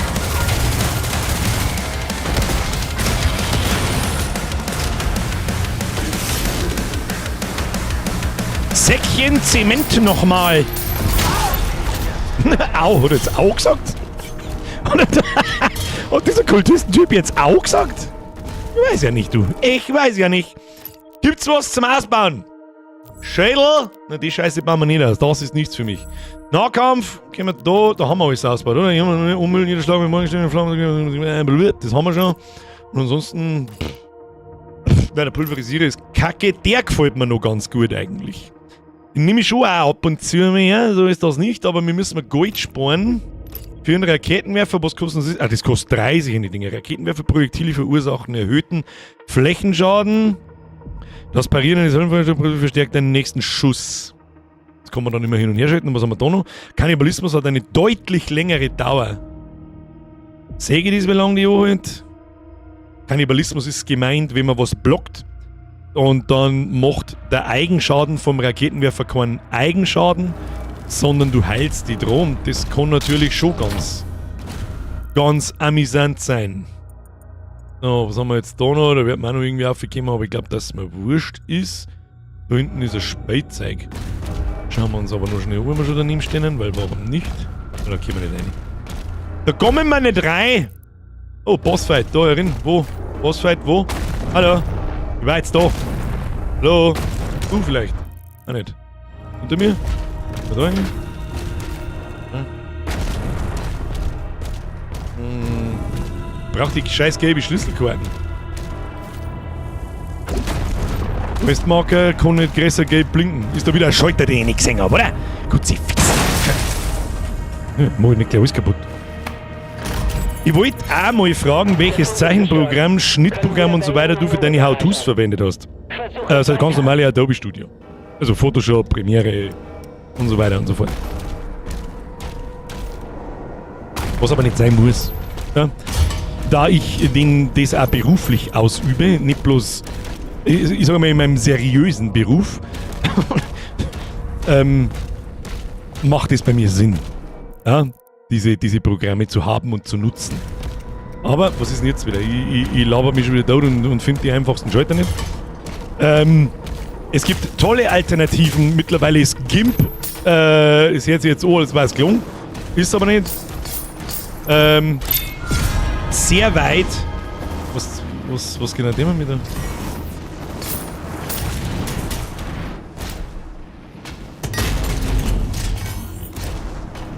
Wo müssen wir hin? Da wollte ich nicht hin! Wo müssen wir hin? Irgendwie daher. Kommen wir da vielleicht durch? Loch halt einmal, blub. Schau aus bei mir zum Loch, oder was?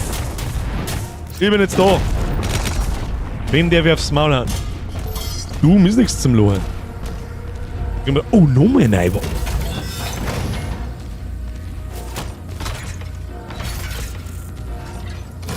Verwüster. Oh, das ist die nächste Stufe von dem Schredder-Dude. Macht denn der so? Der Verwüster fokussiert eine Knochenssplittersalbe auf kleinere Streuung. Die Feuerrate erhöht sich mit der Zeit und ermöglicht massiven ausgeteilten Schaden auf Kosten des Bewegungstempos. Wenn du Gegner aus der nächsten Nähe Schaden zufügst, erhöht das den Schaden. Jetzt macht das Ding natürlich wieder Sinn, gell? Was war das, glaube ich, wieder der 4. Teil, gell? Du wirst doch mal Schädel rein. Bang, bang, bang, Motherfucker. Bang, bang, bang, bang. Da haben wir einen, da haben wir einen. Ja, da sind wir lieber die Schrotflinten. Gib mir die Schrotflinte. Da hinten ist der Fettsack. Da ist er.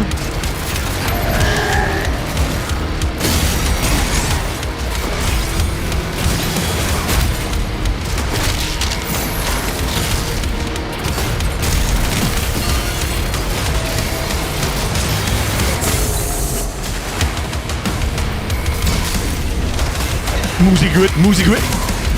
Mistvieh!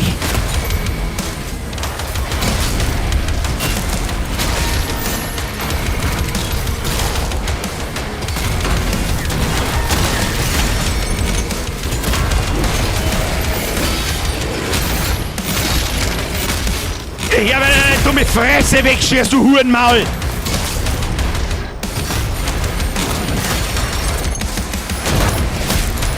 Hoppala! Oh, ich meine, ich hab einen... Wo haben da noch irgendwelche Pimmel? Dann nehmen wir halt das Ding her, das uns empfohlen wurde! Vom Hersteller empfohlen! Schredder! Gib mir mal den Schredder! Der Schredder braucht aber leider eine Dreiviertelstunde lang, bis sie da irgendwas riecht. Da machen wir lieber so. Und so. Wo ist es nicht sie? Au, au, au, au.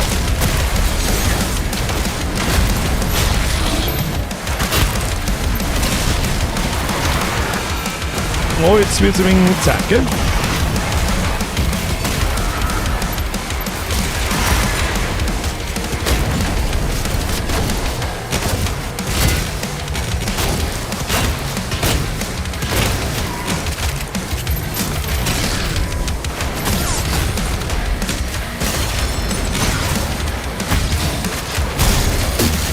jetzt bleibt das Ding in der Wind stecken, oder was?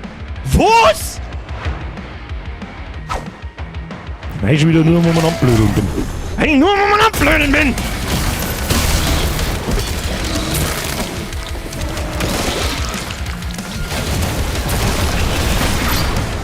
Ja, ist gut, da ist ein Fettsack neben mir. Gut, passt. Den Ton hätte jetzt nicht braucht. Nee. Den hätte jetzt nicht braucht. Nein, den hätte es nicht braucht. Und ganz ehrlich, die zweite Waffe von dem Scheißding ist genauso schlecht wie die erste. Was soll denn das eigentlich? Was soll ich? Aber da war einfach so ein Schädlein vorne alle hin. Blockieren unsere Flugdecks. Und Der Slayer muss in die Luft. Die Station hält nicht mehr lange durch. was soll ich denn? Verstehe ich nicht. Gib mir in dem Spiel eine Waffe und ich bin zufrieden. Schrotflinten mit 8000 Perks. Die nehme ich. Das ist Fledermausland!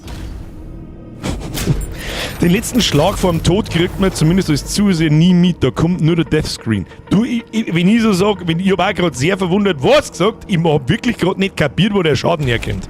Das ist übrigens auch so eine kleine...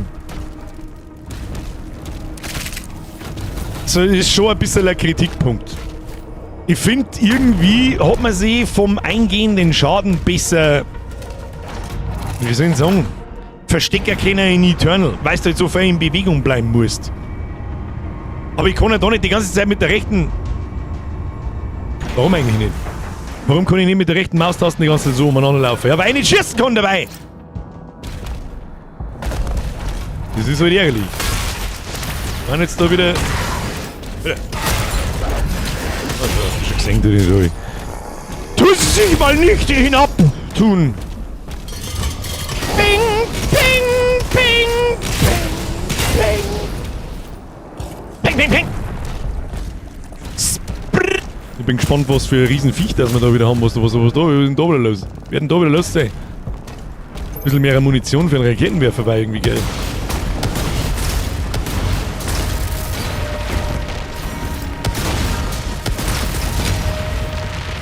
Kann man noch nicht durchschießen, aber das ist richtig gesehen.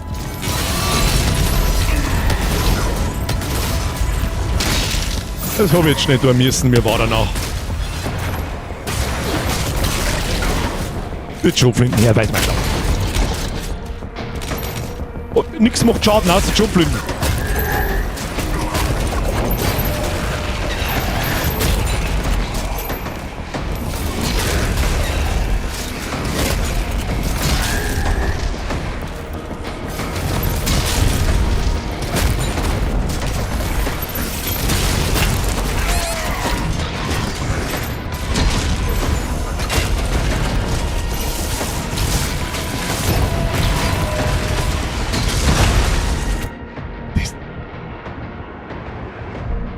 Und was auch ganz ein großer Kritikpunkt ist, das denken wir schon seitdem wir angefangen haben zum Spielen.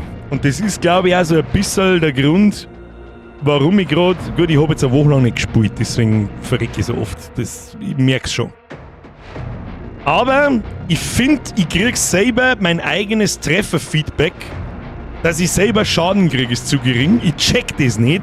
Ich kann nicht alle halbe Sekunden anschauen, wie viel Leben das ich habe, weil ich schauen muss, von wo der Schaden kommt.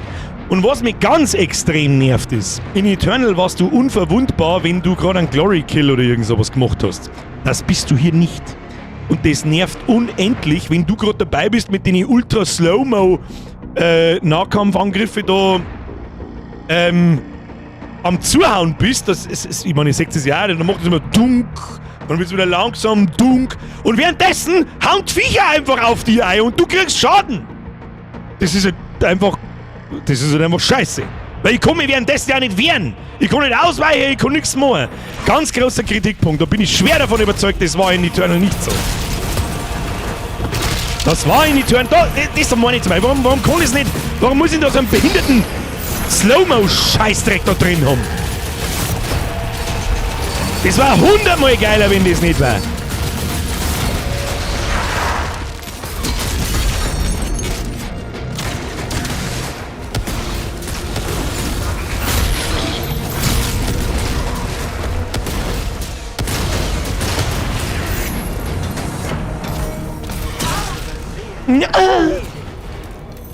Der gute alte Unterhosen-Skill, klar, wie konnte ich ihn vergessen?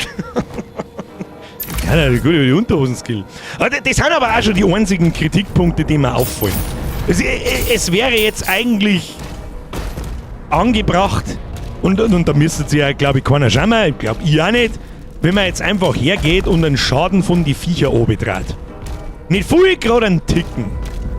Dann tat sich das gleich ganz anders und viel belohnender und noch satisfyinger anfühlen, wie es eigentlich tut. Ja? Aber es ist jetzt auch nicht so als... Hoppala. Das haben wir so aber kurz genau angeguckt, gell? Die nehmen wir natürlich mit. Aber du kannst ja Slow-Mo mit dem R. Ja... Deswegen schieße ich aber deswegen genauso... Was will man? Natürlich, ich kann zielen. So schnell wie es sein muss. Also in normaler Geschwindigkeit. Das ist halt im Prinzip sowas wie Bullet Time in... Was haben wir da jetzt wieder gefunden? Da haben wir was gefunden. Nein. Irgendwas haben wir gefunden. So, fällt einfach einer runter. Was ist mit dem? Da oben ist ein Bosskampf. Wir müssen aber eigentlich da oben. Oh, da ist der lila Schlüssel. Ja, auch rein, Alter. Für was sind wir gekommen? Für was sind wir gekommen? Hallo! Gut, Schrotflinten aus, der wir gleich lang.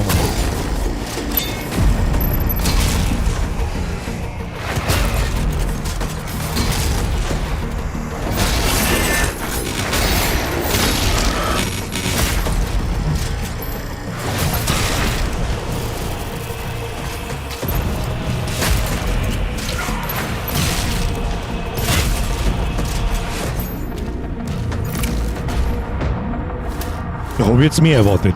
Man kann das Gesicht unten in der Mitte auf das Original Doom-Gesicht umstellen. Ja, ist mir schon gesagt worden, ja.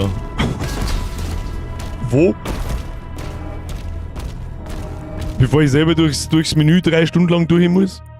Wo müssen wir überhaupt hin? Generell andersrum. Heute Herr Bedaten, Nachschauungsquad, melde sich zum Dienst. Herr Cube Twister, wir haben Sie vermisst. So, ob ich jetzt da, ich mag Drachenfliegen. Bonk. Einhorny Bonk bitte. Mitnehmen. Nächster größerer Kritikpunkt, aber eigentlich ist er gar nicht so wichtig. Wenn du sprintst, und ich hab Dauersprint rein, und du springst, hast du eine Kontrolle in der Luft wie ein Arschloch. Das ist natürlich irgendwo klar, weil wir mir ein fetter Tank sind, aber trotzdem ist Gameplay technisch ein totaler Scheißdreck.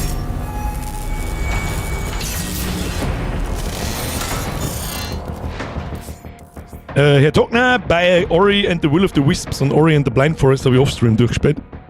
Hängt sogar da ein Poster davon. Das sind eines der schönsten Spiele, die ich jemals gespielt habe. Du hast eine neue Schildrune erhalten. Automatisches Geschütz.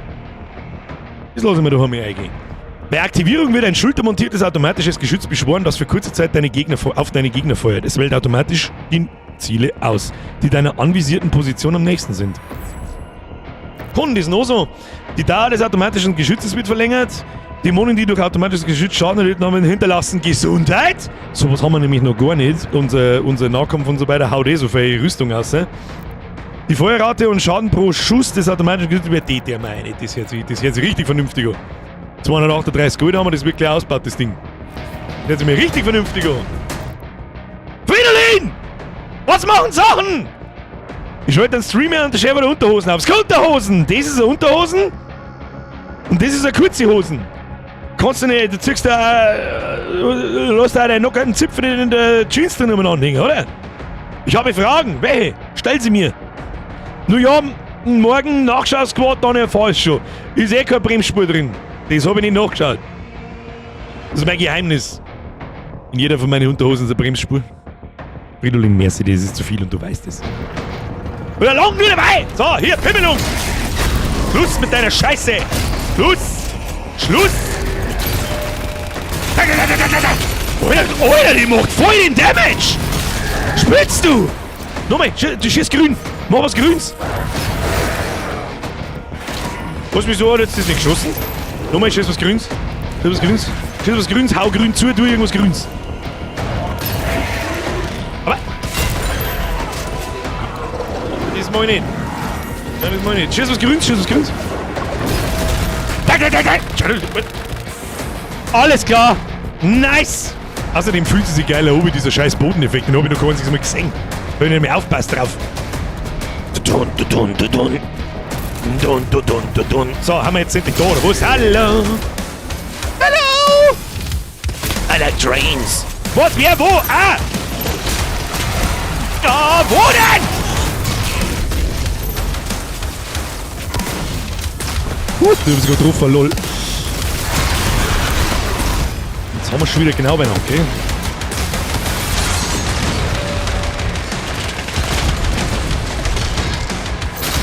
Das war bitter nötig, das war auch bitter nötig.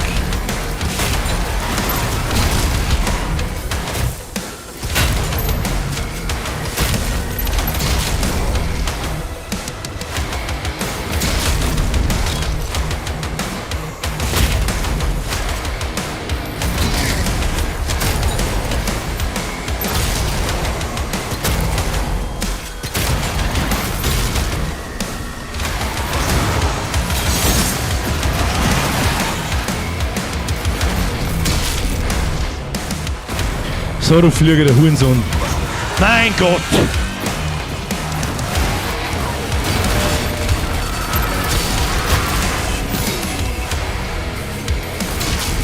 So, ich mich selber halber angelüdelt. So, was haben wir da? Den haben wir auch noch nicht gesehen.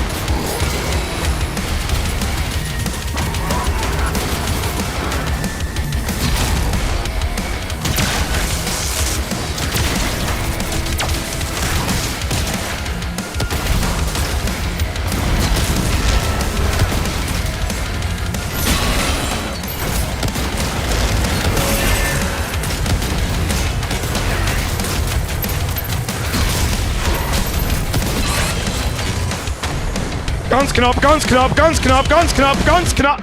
Nein! Und das meine ich. Wo ist jetzt der Schaden hergekommen, dass ich stirb? Wo ist jetzt das hergekommen? Wahrscheinlich war es der Typ, den ich gerade stehen lassen hab. Aber ich hör nix, ich seh nix, es wackelt nix. Ich krieg keine rote Einblendung von rechts, links, sondern einfach, es blinkt alles. Das war in Eternal einfach besser. Du kannst sagen, was du willst.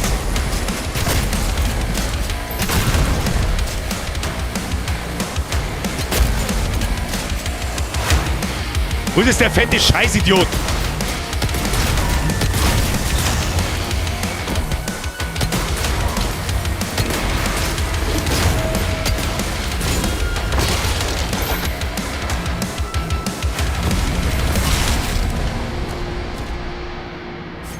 Kopf müssen wir noch sehen. Das geht mir einfach ab irgendwie. Dass ich immer... Ich mag halt auch nicht die ganze Zeit da oben schauen müssen. Ich mag mich aufs Spiel konzentrieren können. Naja.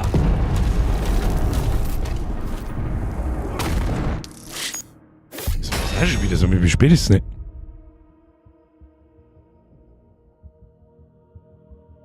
Sie hat sich noch so viel Beschwerden oder ist das Spiel so schlecht? Das ist überhaupt nicht. Es ist 9:15 und ich meine, es ist 9:15. So viel dazu. Zur Not heilt dich der Raketenwerfer. Klingonisch ist aber so.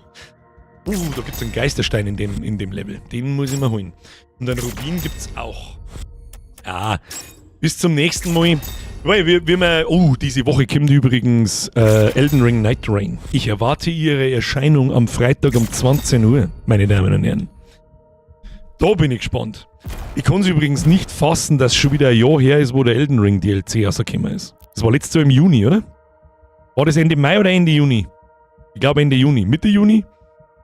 Ah, nicht auf Durchschauen. Ja, ist schon spät.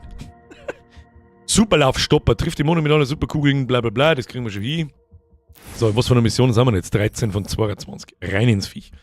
Und nächste Woche, außer der Blacksmith-Teufel, der macht uns so unendlich viel Spaß, dann kann es passieren, dass Doom weichen muss für einen Blacksmith-Master. Das überlegt sich der Zukunftsbürger für nächste Woche. Was labert die von nächster Woche? Jetzt wird das mit Drachen kommen. Elden Ring war Februar 22. Nein, ich meine Shadow of the Earth Tree. Blicken Sie um 20 Uhr gegen Sonne. Der Mann mit der Unterhose wird das Licht. bringen. 21.06.24. Ja gut, war es nicht ganz ein Jahr. So, jetzt müssen wir da erst einmal wieder, wie ist das gleich wieder gegangen? Mit Shift haben wir so machen können. Zurücktreiben. Ah ja, da müssen wir da eine pimmeln, gell? Und dann muss... Das ist kein Dämon. Die Energiewerte stimmen nicht. Das war nix.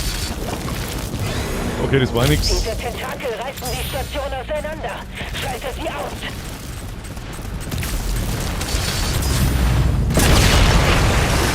Okay, dann müssen wir erst wieder wegen alleine kommen. Wieso? Hallo? Wieso weicht er nicht aus? Wieso ist denn das jetzt wieder nicht gegangen? Warum ist das wieder nicht gegangen? So müssen wir die Dinger einfach alle schießen, oder was? Da ist der Tentakelmann! Oh, der Tentakelmann! Der kommt aus dem Arschloch vom Universum raus! Komm! Mach kaputt! Ah, haben wir schon wieder drin. Haben wir schon wieder drin.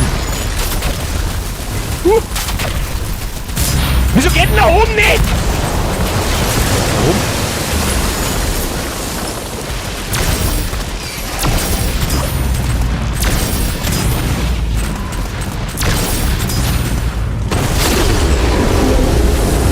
Der mich schon wieder fast beschweren wird. Was ist das da, der Pimmel? Ist das der Zip? Oh.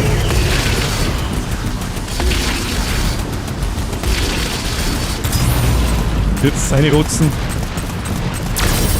Erstes Tentakel zerstört. Okay. Ah, ich bin jetzt wieder Ausweicher, habe ich schon festgestellt. Das wird sicher lustig am Freitag. Ich habe übrigens keine Sekunde Elden Ring gespielt seitdem. So werde ich vielleicht Freitagnachmittag dann mal machen. Hoppala. Man hat es mir Kuppel ausgedroschen. Verzeihung. Müssen wir nie? Da muss ich jetzt geheißen. Was mache ich hier? Ah ja. I'm schwarzeling my Laser! Oh, das ist ein Bäser. Ist das ein Bäser? Oh, das ist ein Bäser! Böser! Ich bin gut weggeflogen. Oh. Ich sehe überhaupt nichts. Da ist was. Hat's dich schon erbreselt? Gehört das so? Ich bin nicht so der Flieger. Na, ich bin nicht so der Flieger. Okay. Na, was ist das? Oh nein, das ist so. Na, schon falsche Richtung. Jetzt einballern. Einballern! Ja! Ein Tentakelstumpen abgeschossen. Schau dir an. Kannst du wieder verziehen, ein Drecksloch, wo du herkommst. Tentakelbukake, du meinst. Wenn ich was du meinst, ist Hentai. Allein für das Wort wird wahrscheinlich der Stream jetzt gelb markiert. Das muss ich mir sagen da. Ah, hier. Was ist jetzt so los?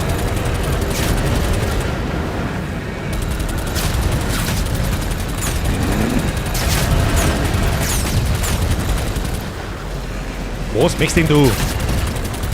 Du hast Tage gewechselt, ich hab schon gesehen. Jetzt nicht oben. Schieß ihm schon einen in den Arsch. Einen in den Arsch! Ich weiß eigentlich gar nicht, warum ich dem überhaupt nachfliege. Die müssen wir nicht nachfliegen, aber das ist Bonus-Scheiß! Wenn sie es nicht besser wüssten jetzt, da würde ich sagen, wir spielen da vieles, bloß nicht dumm. Da, wo muss ich hin? Muss ich ins Loch einfliegen? Das kann ich. Na da, na, da haben wir was. Mein liebstes Hennenteil ist Gickelhaut. Das stimmt. Ich hab gestern Gickelhaxen gehabt. Die waren zauberhaft. So, was alle aus? Oh, das schaut so nach einer richtigen Anführer entdeckt. Das schaut so nach einer richtigen Stresser-Arena aus. Wir sind mal beieinander. Ja, schauen wir mal, was passiert. So, Konzentration nicht umrannt bitte.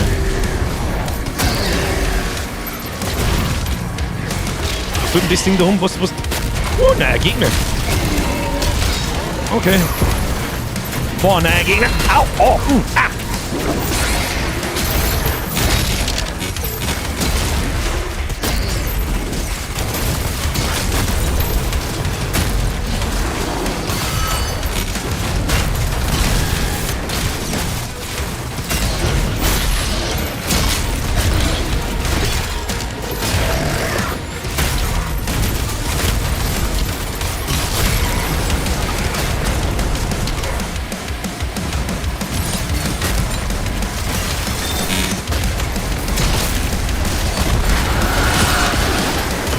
Oh shit, da ist so ein Fetter dabei.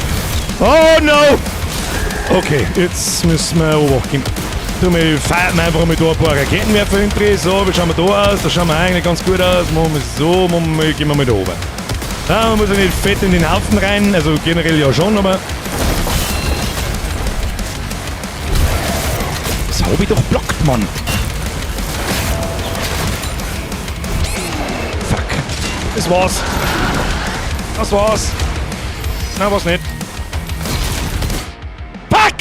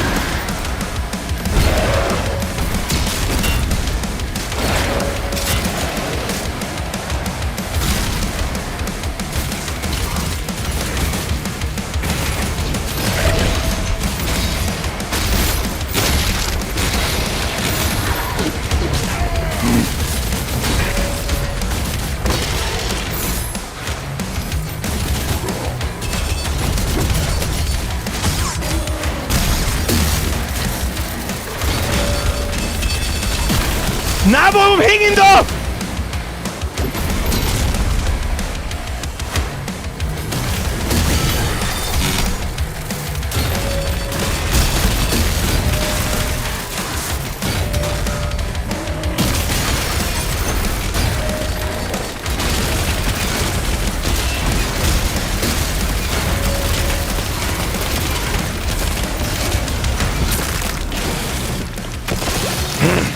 Der Tod hätte nicht sein müssen. Der Tod hätte nicht sein müssen. Maximale Reaver-Munition, die interessiert mich wieder ein Scheißdreck. Was ist denn der Reaver überhaupt? Der Tod hätte nicht sein müssen. Da waren wir kurz mal wieder zu nachts, weil ich wieder nicht gecheckt habe, wie viel Leben das wir haben. Aber nein, hilft nicht. Hilft nicht. Skadusch. Ah ja, geht noch weiter, da kommen noch ein paar so Arenen. Und das ist für mich Doom. So, was gerade war, das ist für mich Doom. Das war in Eternals so geil, aber das entfaltet sich erst so... Wie soll ich sagen, das entfaltet sich erst so ab der Hälfte vom Spiel. Das ist ein bisschen schade. Weil im Grunde ist doch an jedem Doom-Spieler eigentlich scheißegal, wie die Levels sind und Storys sind. Da hänge ich doch nur 10 so Level und Arenen ohne. Oder irgendwelche Spielmodi, die im Prinzip... was weiß ich, endlos horten oder keine Ahnung was. Ihr wisst schon, wie ich mein. Es scheint mir da so ein bisschen abzugehen.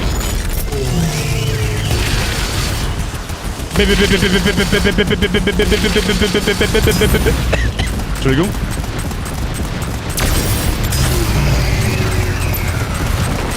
So, nächste Tentakel. Zerpimmel!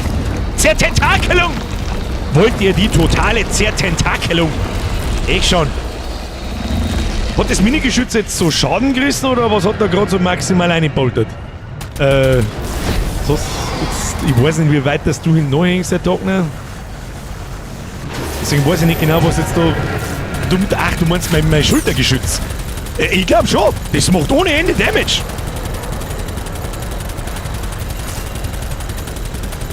Mein Gott.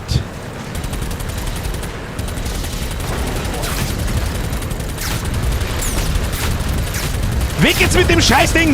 Was bringt das eigentlich, wenn ich die zusammenschieße? Weiß man nicht so genau. Muss man eigentlich vorhalten oder der Ziel leer automatisch? Sehe ich das richtig? Da, wo müssen wir hin? Auf jetzt! Bei Eternal waren dafür die Jump-and-Run-Einlagen, die Wingerl nervig waren. Ja, das ist richtig. Ich erinnere mich noch. Mit dem Double Jump, mit dem Dash und mit du kannst dich irgendwo ohne ziehen können. Aber was einfach unschlagbar geil war, ist... Was geht das jetzt? Naja, das ist der neue Gegnertyp anscheinend. Okay, da ist ein bisschen eine Verzögerung drin.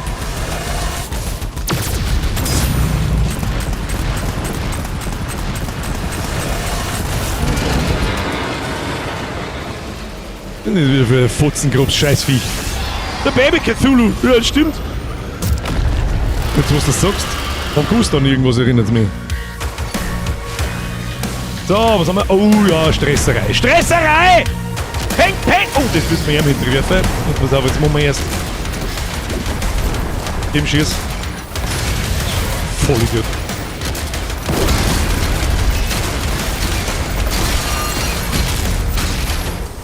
So, das meine ich. Die scheiß Nahkampfangriffe brauchen so lang, dass ich währenddessen so viel Schaden kriege, dass da der Witz ist. Und in Eternal warst du da unverwundbar, da bin ich mir fast sicher. Da ist wieder ein Boss, wo man die Kleinen zuerst killen.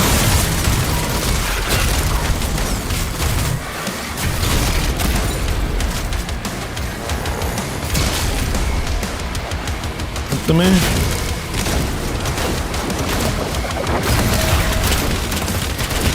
Schau dir mal die so, das zerhäckselt da diese komischen Peitschenmistviecher Vollgas.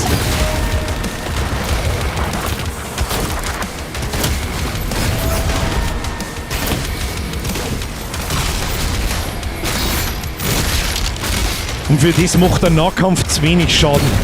Wenn da irgendwas getroffen wird davon, das muss einfach sterben auf den zweiten Schlag. Oh, so ein Scheiß noch.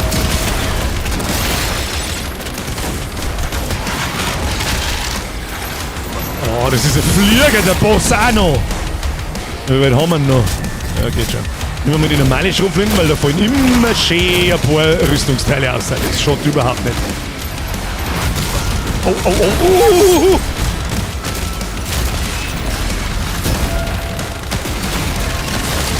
Immer mitten in die Fresse rein. Wo bin ich überhaupt? Da haben wahrscheinlich schon wieder 5000 Gegner um mich rundum, die mich von hinten dreschen, dass ich schon wieder nicht kapiert. Oh, was ist da jetzt los?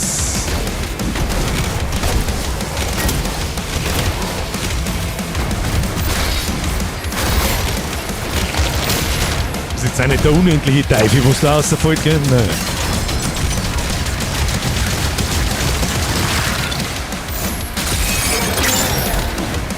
So, moin Meister, wie schauen wir aus? Achso, das sind mehrere, oder was? Scheiße. Ach du Scheiße. Das war nix.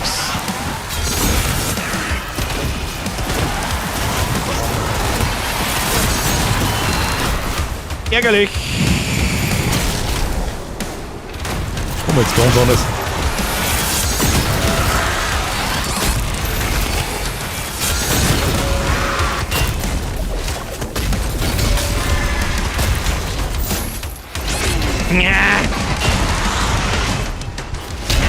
Knappe Kiste. Nein, die fliegenden Viecher hasse ich. Die warten gar nicht so schlimm, wenn sie sich nicht eine Dreiviertelstunde lang alle 3 Sekunden unverwundbar machen, diese Mongos. Los, Planung ansetzen, ich bin all in, hab einen Garten, das muss rein. Was? Was haben wir? Wart gar, haben wir gleich. Geil war's schon, was? Ich sag nicht, wenn es einen Händelstand für einen Community Kickerstand. Also wenn man mir. Ja gut, wer weiß, was passiert. Vielleicht machen wir es ja irgendwann doch einfach aus Jux und Dollerei. Wenn wir mir irgend sowas machen, dann brauchen wir mindestens einen Kickerstand und einen Lebergasstand. Mehr braucht's nicht. Wissen wir alle, wie wir da haben.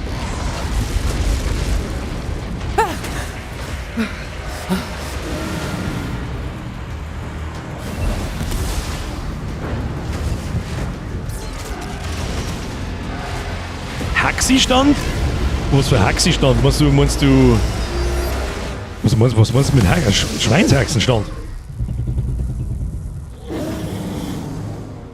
Da fliegen wir davor mit unserem Drachending.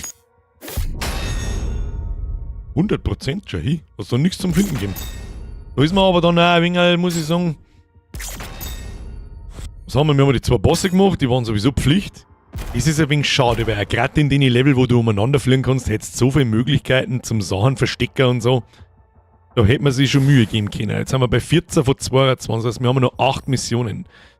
Ich weiß schon, dass es 5 von 10 ist. Eine Mission machen wir noch. Ist das in Ordnung? Dafür müssen jetzt aber auch alle 700 Leute, die da herin sind, auf den Like-Button nicht draufdrücken. Minimum. Und wo haben die Lurker? Wo haben alle? Wo sind sie denn? Hallo, ich hab mir extra Hosennutzung. Leberkäse hab ich, Metzger des Vertrauens, Chili-Käse, Leberkäse, war leck ist der geil.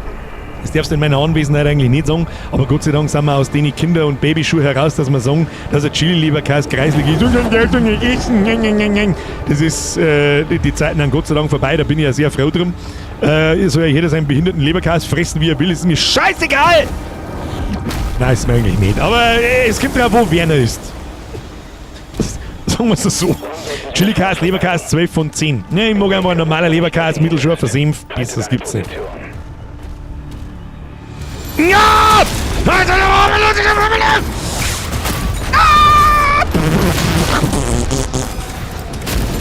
Du schießt gleich was auf mich, ich seh schon, komm. Ja, braver. Was ist da wieder passiert? Ah, da war er am Start, okay. Auf die Fresse. Auf die Fresse. Auf die Fresse. Auf die Fresse. Ihm schieß. Okay, vielleicht sollte ich nicht davon mit der Hiege! Was mach ich denn? Oh. Das war knapp. Knappes Kistchen, Morgenstern, ja. Knappes Kistchen, Morgenstern, ja. Wo müsst ihr nur überhaupt hin? Ah, das ist ein Bossfight. Wo ist denn da ein Bossfight? Ich seh keinen Boss. Liegt da irgendein Boss? Ich seh keinen. Da ist sowas wie ein Boss, ne? Gib mir mal einen.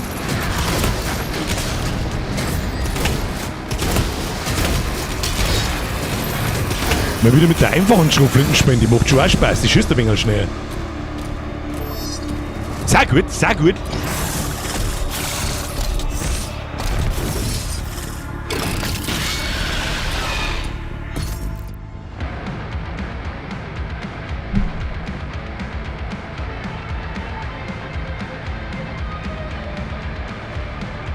Halt, stopp! Hat der gerade einen Stab mit 2 Kettensägen gehabt? Habe ich das richtig gesehen? War das ein Vogel? Okay, da. Okay, ist ein Vogel auf Crack, oder? Was ist denn mit dem? Alter, was ist mit dir? Okay, jetzt sind wir ganz langsam.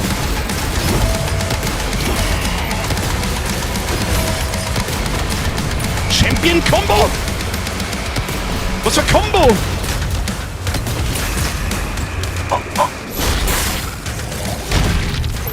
Das ist aber Todszeitrauschen!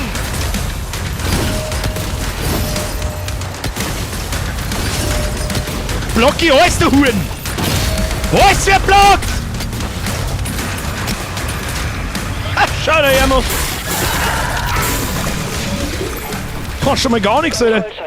Das nächste Mal müsst ihr schon zu dritt oder zu viert das kämen. So nicht, meine Damen und Herren. So, müssen wir überhaupt hin.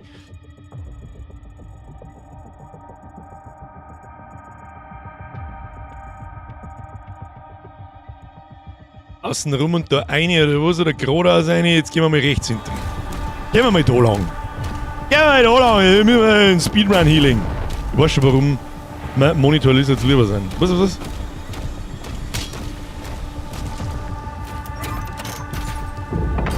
Hast du ein Problem mit Eisätzen? Ich habe als Kind immer Eisätze gesagt, anstatt Eisätze. Laut den Maker befindet sich in dieser Gruft eine Gottheit. Sie wird dich zu ihnen führen. Die Leute des Bischofs baten darum, dass der Slayer die Mission alleine durchführt. Sie trauen keinem anderen. Okay, lauter lila Karin. Harmoniert gut mit Curry und Zwiebeln, finde ich. Bleiben wachsam. Commodore-Variant.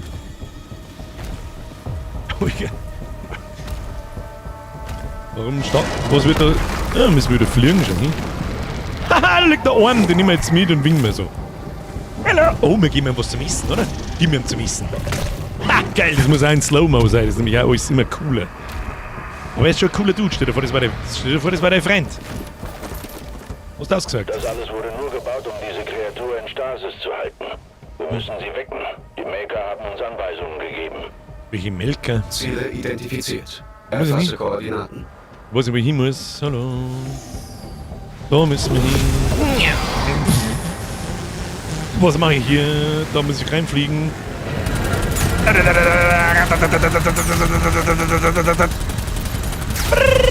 Eine Nosch, eine Nosch, eine Nosch, eine Nosch, eine Nosch, eine Nosch. Immer in den Arsch. Immer in den Anus hinein. Jetzt passiert eigentlich was, wenn man anfliegt? Ich hab keine Ahnung. Schon wieder so ein Ding. Schon wieder so ein Ding. Links. So, Schuss. Wann kommt dein gerader Schuss? Tschüss dann. Easy Katka. Und ausgeflogen. So. Kann ich da ausfliegen? Ich weiß nicht, ich probier's einfach. Was ist das? Das ist grün. Da kann man landen. Achtung! Ladeanflug! Quadruple K, hey? Was ist da alles los? Ist da was los? Ob da was los ist, habe ich gefragt. Schauen wir mal. Ah ja. Schaut doch relativ linear aus. Kriegen wir schon, kriegen wir schon.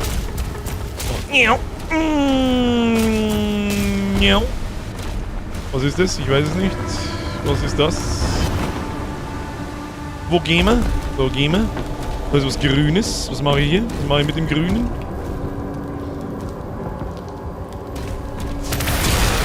Nö. How about no? Sag ich mal, das ist irgendwas Song, das gerade klumpt da, oder? Ja, mein Gott. Der Flieger, die Hurensohn. Ja, das hilft mir ganz viel, wenn mein scheiß Geschütz da drauf... Er braucht jetzt lang, bis er die Waffen wieder rauszieht, noch um zuhauen.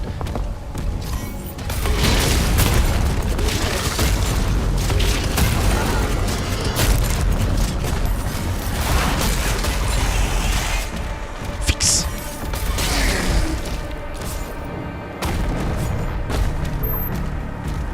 Was ist denn da ein Stecker auskennen, wo man hin muss? Oh, da oben haben wir was. Da ist ein Rubin-Ding. Überall kann man runterfallen, das gefällt mir ganz gut. Wie komme ich da um, wenn meinst? Ich probier's einmal.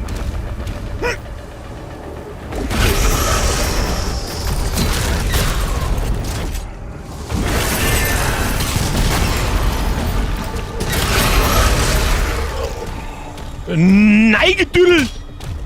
Hoppala!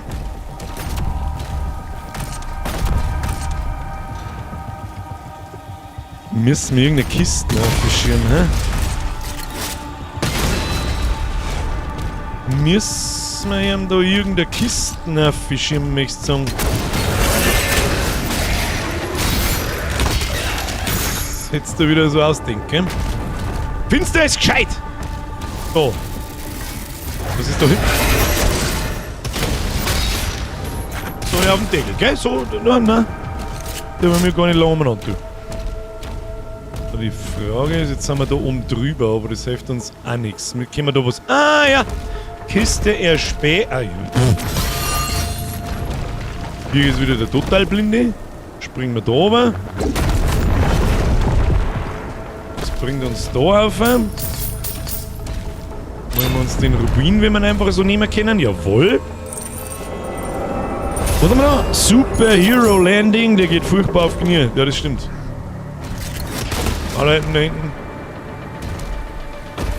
Ich bin kurz davor, dass ich auf F oder irgend sowas drückt, der mit Taschenlampen hochgeht, aber was haben wir da? Ich weiß gar nicht.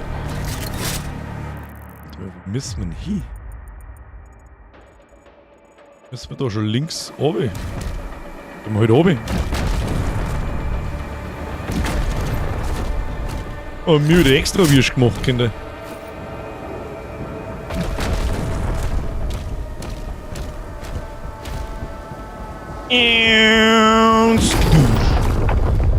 Da irgendeine Bese?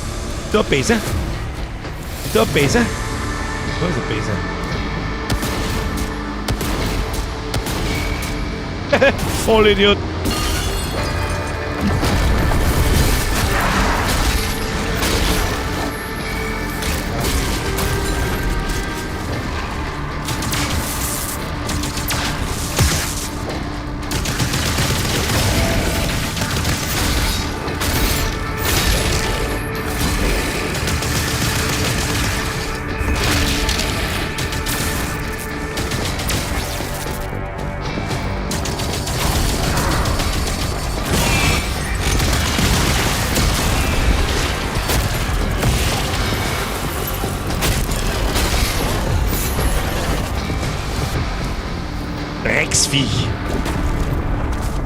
konzentriert weiter. Oh, schauen wir doch gleich nach der nächsten Stresserei an. Ist hier Stresserei? Dann muss ich da ohne fahren, oder nicht? Oh, easy. Anführer entdeckt. Wo? Oh, da unten. Das ist unangenehmer Teufel. Kriegen wir schon nur die Ruhe. Nur die Ruhe. Da machen wir jetzt mit diesem hier. Wo hatten wir die ganzen Gegner? Soll da irgendwelche Viecher umbringen? What's geheißen? Wo sind die Viecher jetzt?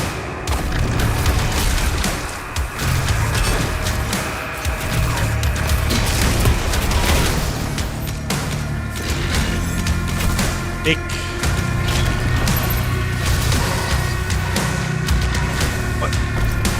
Wieder check ich nicht, wo der Schaden herkommt, weil es alles blinkt und komisch ist. Wo ist jetzt so eine Viech? Wieso kann ich es jetzt nicht umsehen?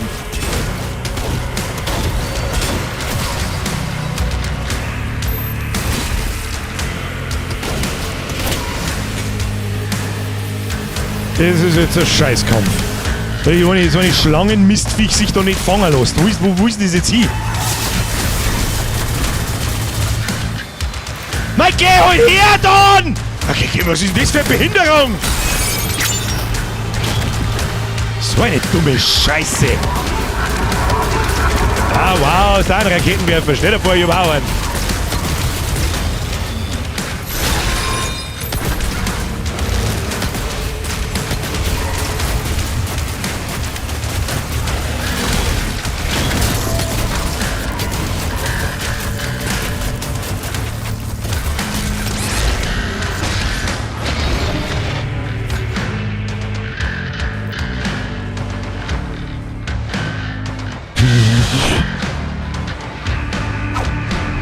Haben wir jetzt wirklich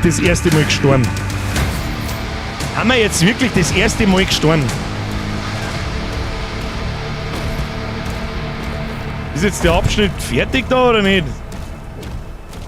War der erste Topf. Und genau das, was jetzt gerade passiert ist, habe ich gemeint. Währenddessen ich in meiner Behindi-Slow-Mo-Scheiße da rumhau, kann er trotzdem noch zuhauen. Das ist so eine dämliche Kacke, das ganz aus ist.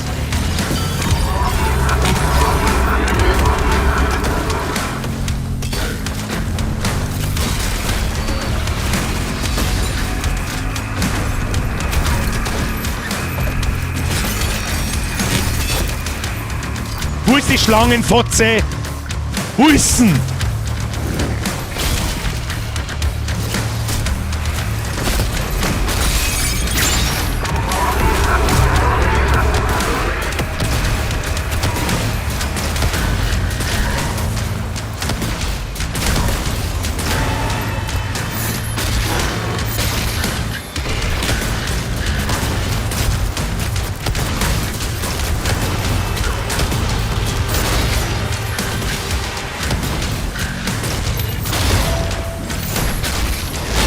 Ich kann nichts machen, währenddessen er die Scheiße macht. Das ist so dumm, Alter. Kannst du jetzt bitte der Schlange? Das ist echt schade, dass er so eine kleine Sache macht so viel kaputt. Also was heißt kaputt? Das ist jetzt nicht unspielbar, das Ding, aber das hat so einen geilen Flow ergeben. Und dann macht man halt einfach den Schaden von den Viecher ein wenig her. Oder die Viecher ein wenig zeigen oder so, keine Ahnung.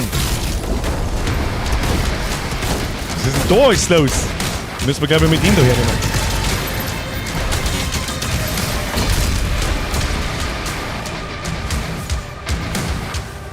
Da müssen wir hin, da müssen wir hin. Na, Adam Riese sind die ja dann beim Glory auch langsamer. Ja schon, aber ich kann mich während dem Glory Kill nicht rühren. Das ist mein großes Problem. Ich kann den nicht abbrechen, den Scheiß. Das hätte jetzt auch nicht da sollen. Passt schon.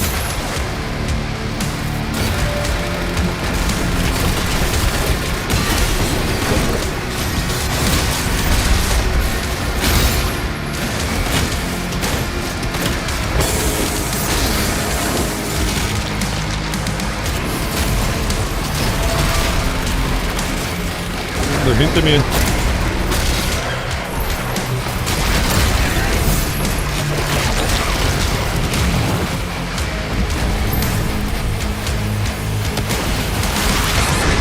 Natürlich er, wer sonst?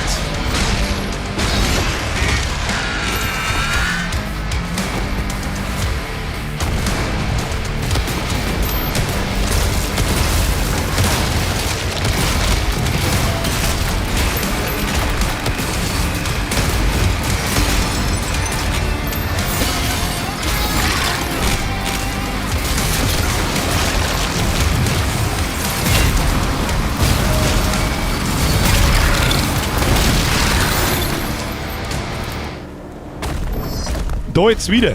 Er kotzt irgendeine Scheiße da am Boden hin, schießt mir irgendwelche Kugeln entgegen und sobald ich auf E drück, kann ich mich nimmer bewegen und komm da nicht raus. Ich muss mir quasi in Slow-Mo beim Sterben zuschauen. Und das ist einfach, das braucht mir keiner verzeihen, dass sich das nicht unangenehm anfühlt. Und das war in Eternal nicht so. Da warst du unverwundbar, weil du sonst in dem Viecherhaufen in Eternal einfach verreckt warst. Weil vor alle Seiten da bist du bloß umeinander geflogen, damit sie dich nicht erwischen.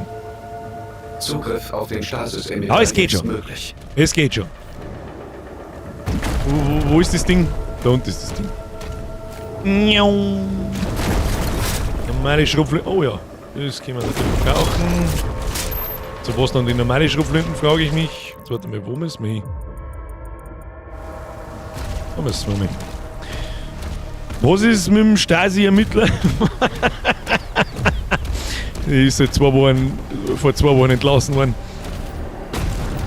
Da ist gut, glaube ich, das muss ich mitnehmen. Das heißt, das ist gut für mich. Wo schickt mir das Spey eigentlich hin? Wo rennt denn ihr eigentlich rum? Müssen wir da links runter.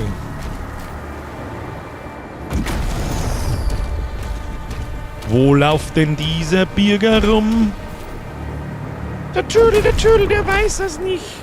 Ich bin einfach eiskalt vorbeigelaufen. Herzlichen Glückwunsch, ich bin also ein Vollidiot, dass es zu spät ist. Sag ja, kannst du nicht vorher R einhauen? Wie denn, wenn das Schädel im Gegner drin steckt? War jetzt bei dem letzten Fetten nicht so, aber mache ich bei den Fetten gern, dass sie sich nicht rühren können. Aber es hilft mir ja nichts. Ich kann mich ja im Slow-Mo-Modus auch nicht schneller bewegen. Ich kann mir trotzdem nicht aussehen. Also es geht ja darum, dass ich Schaden kriegen kann, währenddessen ich mich nicht bewegen kann. Das ist das Problem. Was ist denn das für Ding da? Ich muss natürlich sagen, dass du auf einmal da umeinander schießt. Oh ja! Ja! Das ist eine geile Nummer, die gefällt mir gut. Haben wir auch schon mal gesehen. Jawohl! Jetzt haben wir in die Fresse eingekotzt. Oh!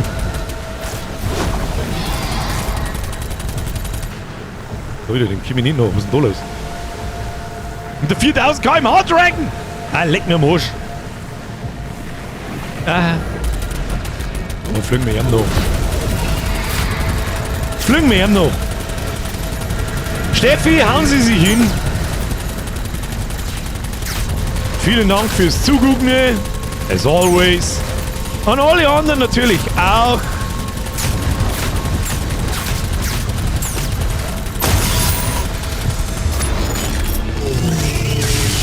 Na. Oh, das war knapp.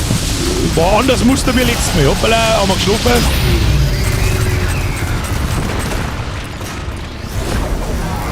Und schon geht's weiter. Ein paar Löcher in die Tentakel ballern. Dumm. Wie oft werden wir das machen müssen dann?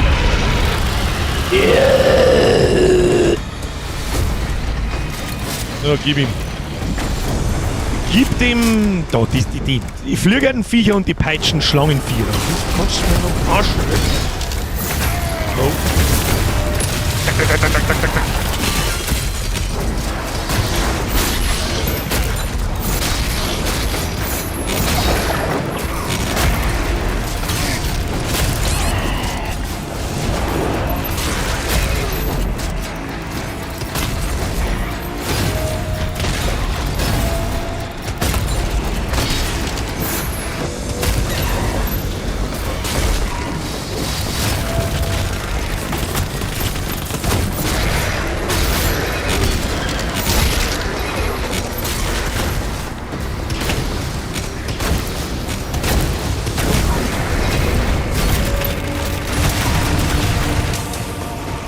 Das da hinten können wir brauchen.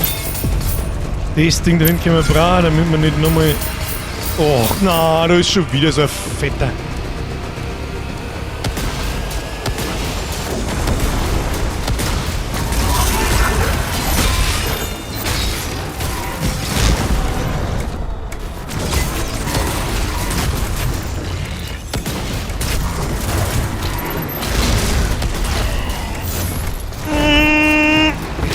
Ja.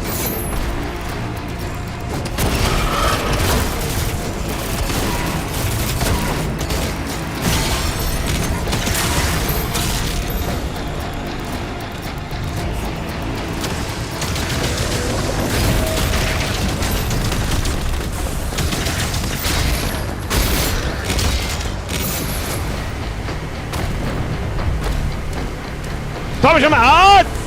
Ja, von hinten hauen sie sich hinein. Ich wünsche eine gute Nacht. Mit der meine wir zu lang.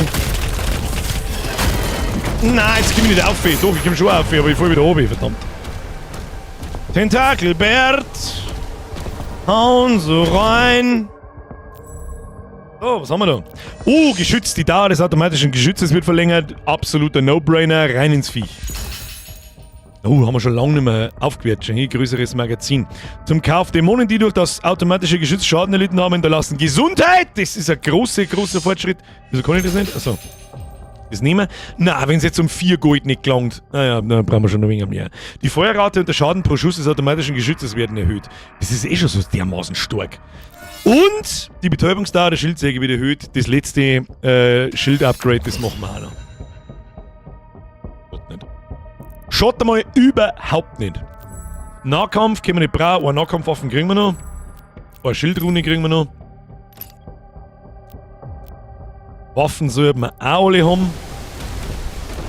Zumindest die, mit denen ich am liebsten spiele. Und jetzt werden wir da oben springen müssen, nämlich an. Oh, da ist noch ein Rubin. Rubin. Oh, was haben wir da? Also weit werden wir nicht kommen. Da hinten ist der Rubin. Schauen wir mal, ob wir einen Rubin abstauben können. Ruby.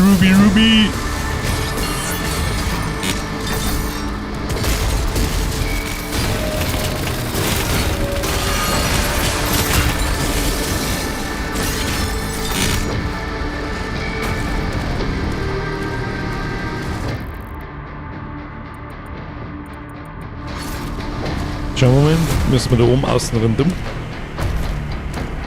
Den Rubin, den nehmen wir mit. Oh shit.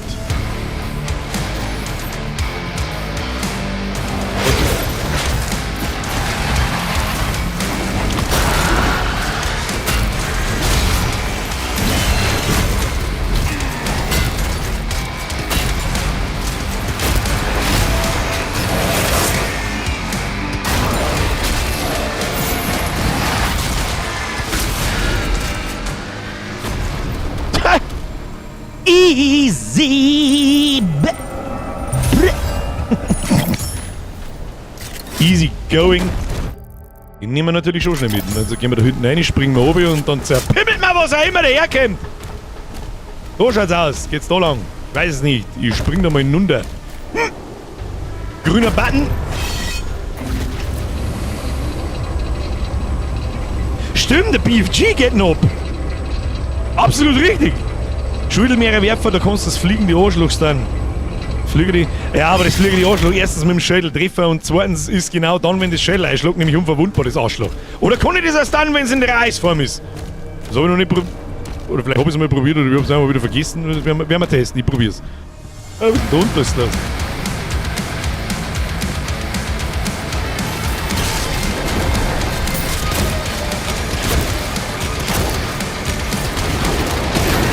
Okay, vielleicht sollte man nicht blödeln. Schluss mit Blödeln! Schluss mit ja, genau! Okay, den muss ich leider diese hätten. Ja, was ist es? Scheiße! Was soll ich machen? Ich meine, was soll ich machen?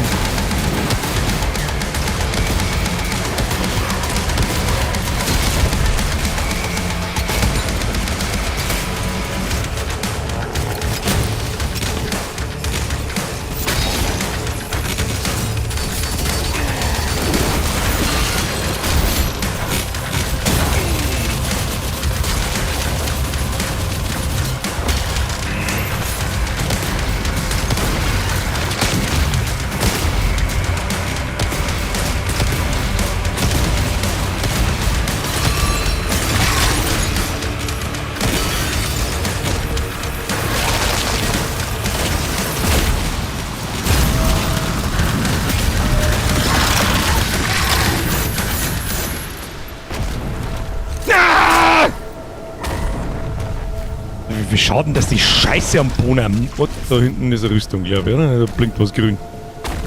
Keine Rüstung. Da blinkt einfach irgendwas grün. Wieso blinkt da irgendwas grün? Am der Axt. Muss ich sagen, jetzt geht's ab. Ja, springen wir mal rein. Ja, war eine schlechte Idee. Es war einfach eine schlechte Idee. Haben wir alle gesehen, wenn wir da sind. Ah.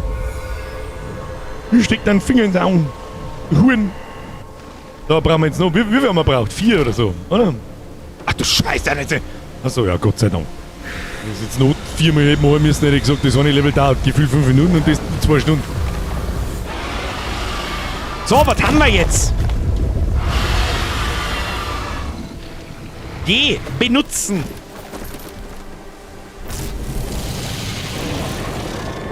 Einen haben wir noch.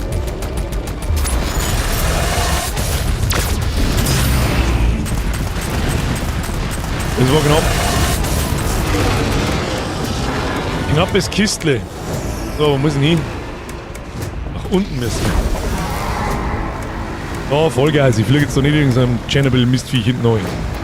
Ciao, Kakao, schlaf gut. Wir hauen sie davon. Ich weiß es nicht, ich hab's nicht gesehen. Ja, war schon eine echte Fehlleistung, passiert aber dem Besten. Schau her. Das sind Motivationssprüche, die kennen eigentlich auf Facebook gepostet. So, eine mit Toiletten.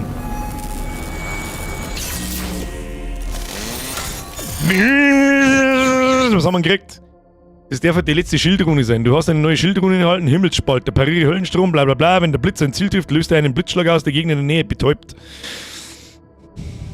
Oh, sogar die Fetten! Aber nicht wirklich lang, gell? Ja, muss man sich mal anschauen. Betäubungsdauer wird her, ist eh klar, der Bereich wird vergrößert und was noch? Dämonen, die von Himmelsspalten betroffen sind, erhalten auch einen Schockeffekt. Ja, geschockte Dämonen erleiden durch deine Angriffe mehr Schaden. Ja, ist auch nicht so schlecht. Auch nicht so schlecht. Die 2 gefallen mir am besten da. Ja, was ist? Sag du das, sag ich, was ist? Das ist mir jetzt aber wurscht. Jetzt, Money, gibt's letzte Schlägerei, da. Jetzt da letzte Schlägerei, jetzt da. Schieß ich da oh.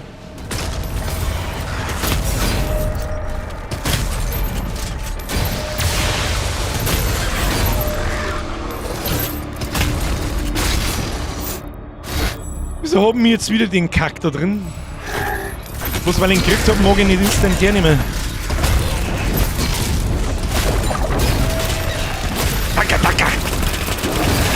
Die lassen wir alle schön brav schießen. Ah, schieß noch.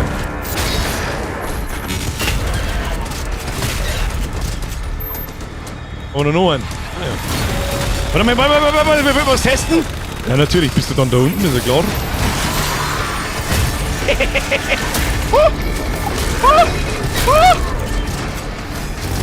Weg mit dir. Geh mal da hin. Ja. Mit Schein.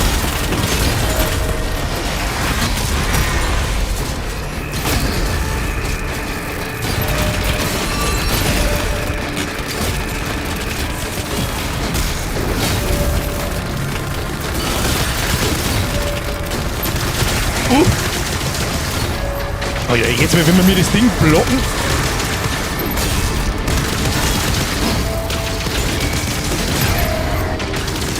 Schießt halt die Kanonen, das ist halt schon anders stark eigentlich.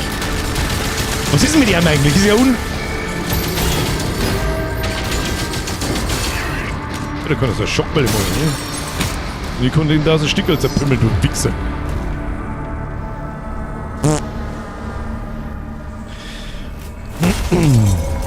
Was, der Flixer ist raus, oder was? Nein. Mr. Flix, was ist da los? Was ist da los? Oh, jetzt reißt er mir jetzt das Arschloch, oder was ist da los? Der Fette war er ist der Unzerprimmelbare. Muss ich wieder mal anfliegen? Sag mal. Was ist mit der Mission? Aber sie kann mich nicht befreien. Ist viermal so lang wie die letzten 3. Massive Bewaffnung ist erforderlich. Laut dem Maker gibt es hier eine mächtige Waffe, die die Kreatur befreien kann. Wir markieren sie auf deiner Karte. Ich bin mir nicht sicher, ob wir die Kreaturen wollen. Sind wir mir uns sicher, dass wir die Kreatur befreien wollen? Ist doch da eigentlich die Frage. Oder nicht? Er ist so wieselflink! Du bist so wieselflink, aber jetzt schießt er genau von gerade aus hinten an. Da schau hin. Jetzt! Jetzt stirb halt! Ja, das möchte ich aber hoffen. So, jetzt um da. BFG-Time? Ah, who knows, who knows. Möglich. So große, grüne Kugeln und so warten schon. Ja, nein, falsche Farbe.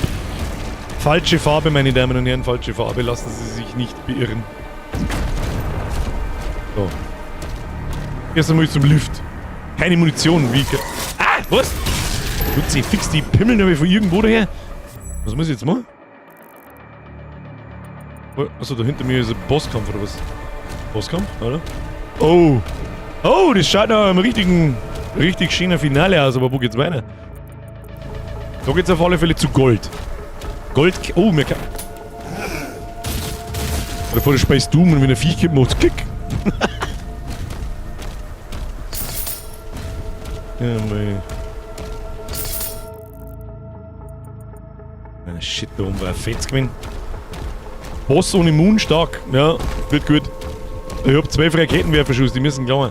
Warte mal, da haben wir... Ja, herzlichen Dank auch, du Mistviech. Wie viele Raketen soll ich denn in die Fresse schießen, dass die jetzt reißt? Arschloch. Leben habe ich halt auch nicht so wirklich eins. Wieder Moon? Ja. Da wieder irgendein unsichtbares Arschloch hin. Ich hoffe nicht. Was ich weiß, wo ich überhaupt bin. Hallo? Ah ja. Ah ja. Keine Munition, kein Leben, kein... Kannst du gleich schleiern. Unsichtbare Scheiße dann. Das ist schon so... Scheiß unsichtbare Scheiße. Wo bin denn ich da? Also ich muss da reinspringen oder was? Let me... Ah ja. Das war gerade noch nicht da. Nein, das war gerade noch nicht. Oh, jetzt habe ich einen Cthulhu seinen Scheiß da kaputt gemacht. Das... Ach du Kacke. Miau, miau, miau, miau. Jetzt gibt's aufs Maul. Jetzt gibt's aufs Maul, Maul, Maul. Maul, Maul, Maul, Maul, Maul, Maul.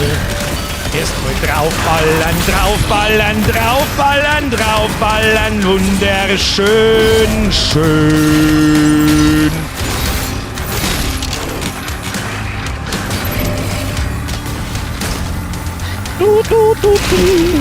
Auf die Fresse raufgepimmelt. Ich bin übrigens auch dafür, dass man ab jetzt Oralverkehr nimmer Oralverkehr oder Blasen nennt, sondern das mal ordentlich ins Fressbrett pimmeln. Warum eigentlich nicht? Frag ich mich.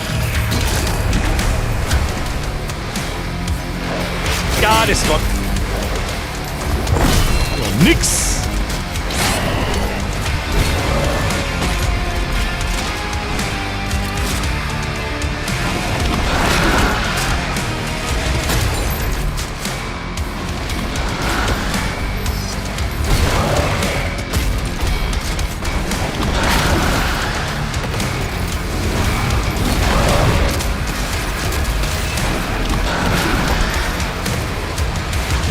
Komm.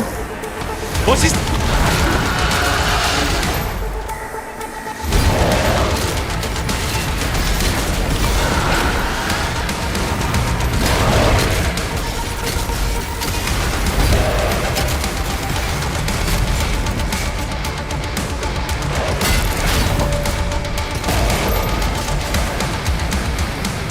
Oh, da kommt der Vogelmann. Der wütende Vogelmann. Oh shit, was ist mit ihm?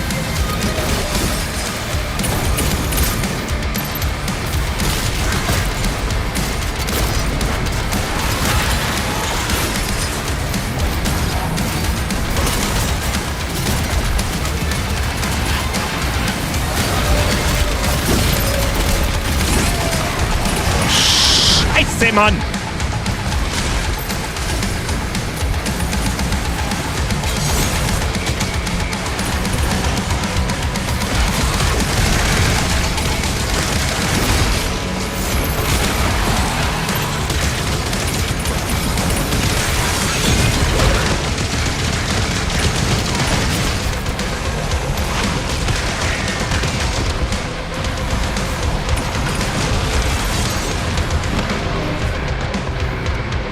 Den habe ich verdient. Die waren nicht einfach.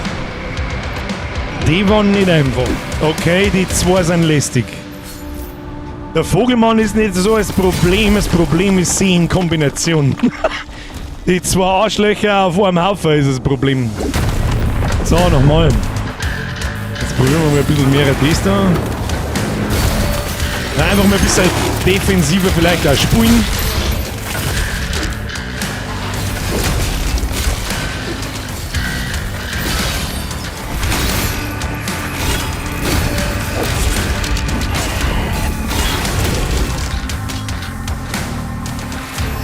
Finger aufglauben. So. Munition heben wir uns für den Vogelmann auf.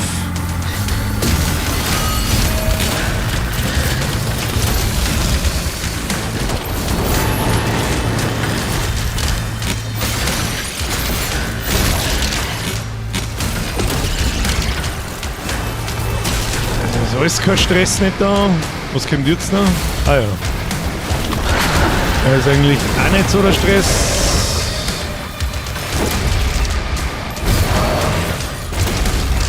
Weil die scheiß Kugel lässt ja auf, wenn ich was blocke. Das ist eigentlich genau das Richtige gegeben.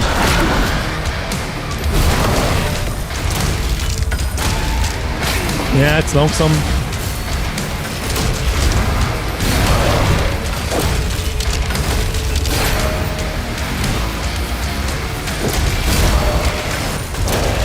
Ja, dann ist er. Ja, tu mir die Kugelmaschine hier. So, jetzt pass auf. Konzentrieren wir uns auf... Ich weiß nicht, auf wen wir uns konzentrieren. Okay, er hat zwei mit zu, das ist wichtig.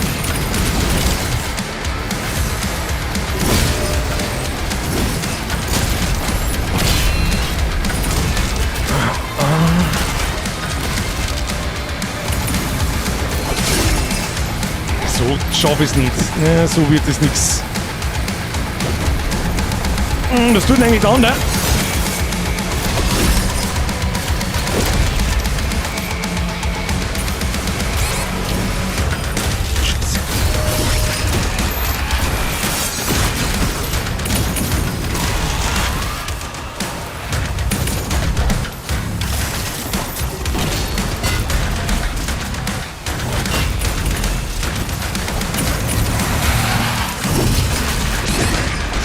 Das war dumm, das war dumm!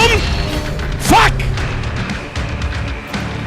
Ja, jetzt haben wir offensichtlich einen Gegner gefunden. Mir geht irgendwann Munition aus mit dem Arschloch. Morgen steht zwischen für Munition und Kettenkugel. Das ist wahrscheinlich gar nicht verkehrt. Ich hab bloß so viel Angst vor dem scheiß Morgenstern, weil ich währenddessen nichts tun kann und mich das zu Tode nervt.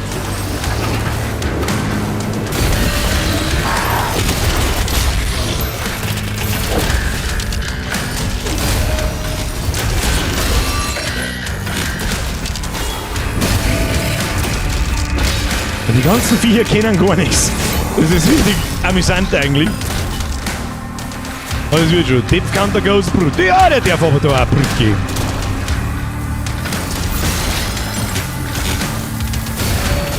Lassen wir jetzt alles unsere lustige Kanone erledigen da.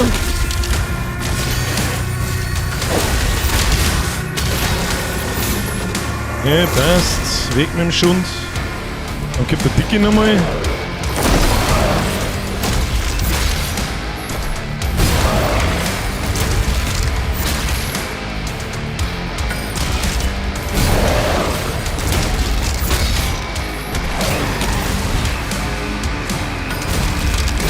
Ah, verdruckt.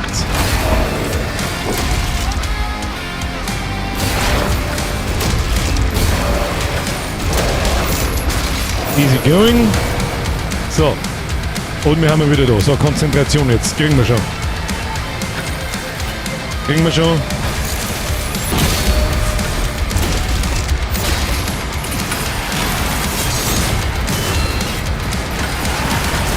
Wo haben wir ihn jetzt wieder? Oh, die zwei nicht, zack. Komm. Man, hau halt grün irgendwie zu, dass ich es blocken kann, du Wichsvieh. Alter.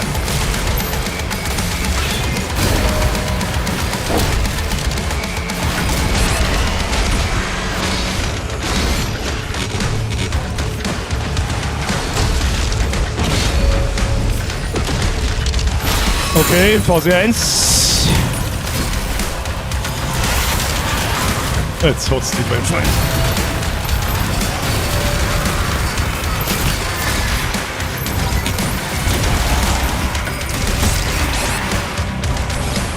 Wenn du jetzt ein Loa umbringst, dann flipp ich aber aus, das ist ja schon klar.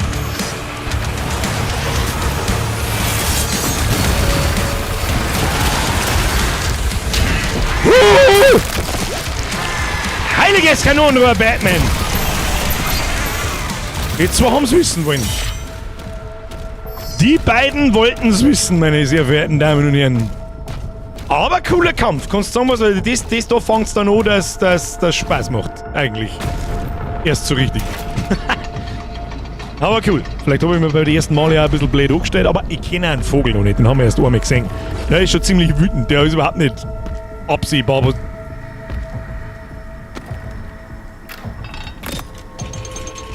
so, ich meine, ich krieg die Waffen. Wo muss ich die schießen? In den Arsch ein, oder was? Tun wir mal. V.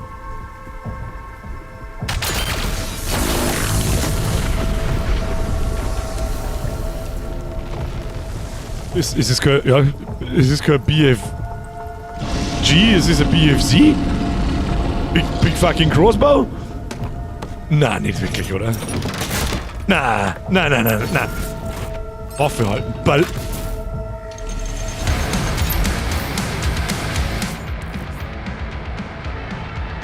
Sie haben nicht BFG ausgenommen für einen fucking BFC. Drücke V, um die BFC auszurüsten und Dämonen in deiner Nähe massiven Schaden zuzufügen. BFC hat sehr begrenzte Munition, die du in der Welt finden kannst, um deinen Vorrat wieder aufzufüllen. Dein Schild ist nicht verfügbar, solange du mit der BFC Alter. So hab ich gewusst. Ake Kim.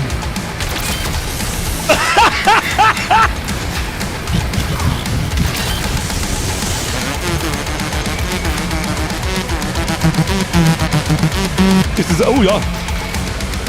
Wo? Da, Gegners! Oder...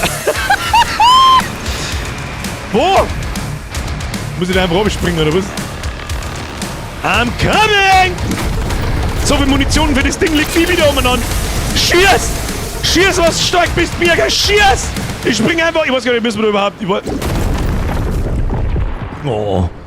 Jetzt wieder schwimmen. Bullets to your face! Kreatur nicht gehen will. Wir haben keine Wahl. Bolzen to your face.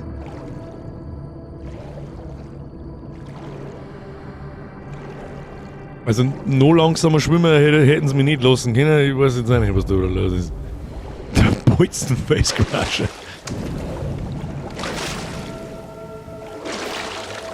Ich hätte es lustig gefunden, wenn sie einen Grossbow genannt hätten. Ein V ist der.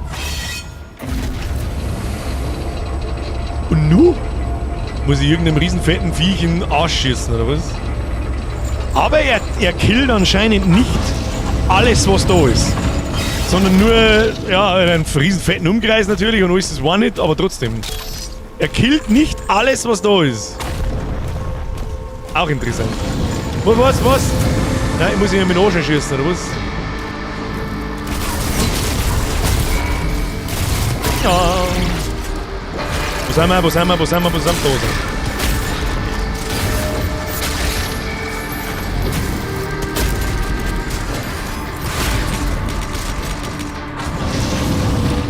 Oh, bin ich aber jetzt gespannt, was für ein Mistviech das wir killen. Das muss sich rentieren.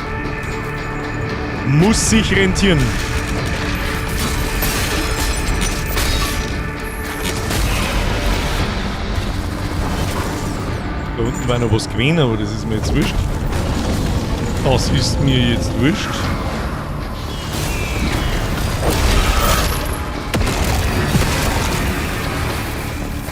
Oh. Ach du Scheiße.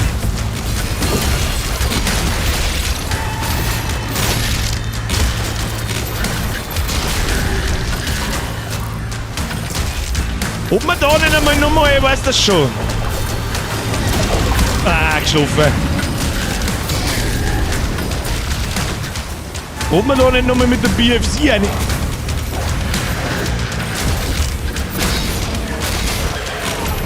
Hinfort mit ihnen. Hinfort.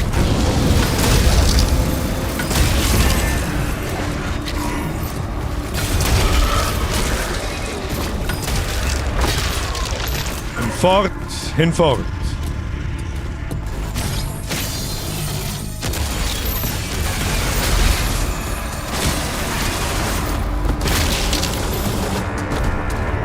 Ein Feini.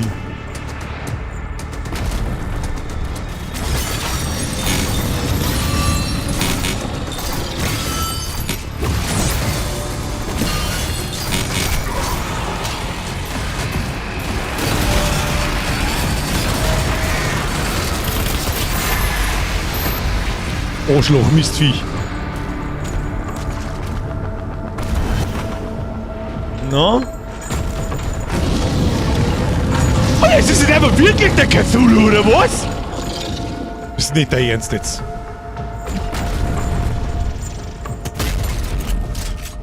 Das ist nicht der Ernst. What? Ist das gut für uns? Wir sollen doch das Ding befreien, aber das, ich meine, von der Story habe ich keine Ahnung, aber... Wir sollen doch ihn befreien, oder? Das ist der Cthulhu. Der Cthulhu? Der letzte Sicherheitsschalter ist davon. Bereit für Freigabe des Wesens der Titan-Klasse. Sobald du durch den Spalt bist, solltest du Creed-Signal empfangen. That's what she said. Sie wird dich zu einem Ausgang führen. Wie lange jetzt? Jetzt ist dreiviertel live, wie lange sperren wir mich an die Mission da ohne? Bist du deppert? Wenn da jetzt kein fetter... Oh shit. Da waren wir schon. Da waren wir schon. Meine Herren und Damen.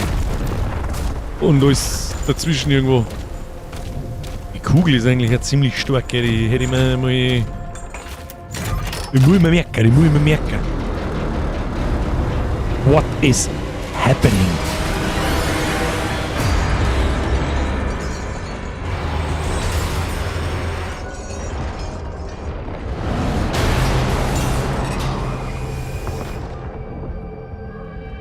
Ja, eine lange Mission haben wir da, haben wir es hinter uns, das hilft eh nicht. Das haben wir hinter uns, das ist jetzt so, als müssen wir es fertig kriegen, aber... Das ist jetzt so ungewöhnlich, die letzten 2 Missionen haben wir überhaupt nicht lang gedauert.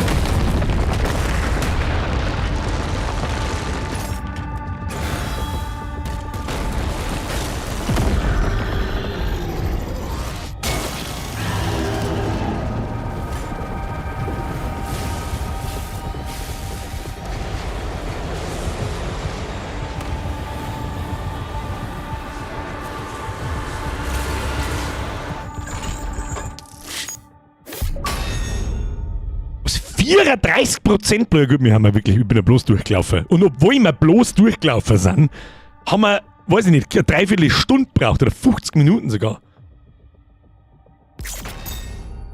Haben wir ewiges Zeigeln lassen. Cthulhu Mount, also wenn ich jetzt mit dem Cthulhu umeinander fliegen kann und das ein guter ist, dann sage ich natürlich nicht nein. Aber wir haben noch 7 Missionen vor uns. So sieht's aus, aber das war jetzt für heute die letzte. Das sagt der Ibis, das war am angefangen, bei der 11. Wie viele Missionen haben wir jetzt gemacht? 4 bloß.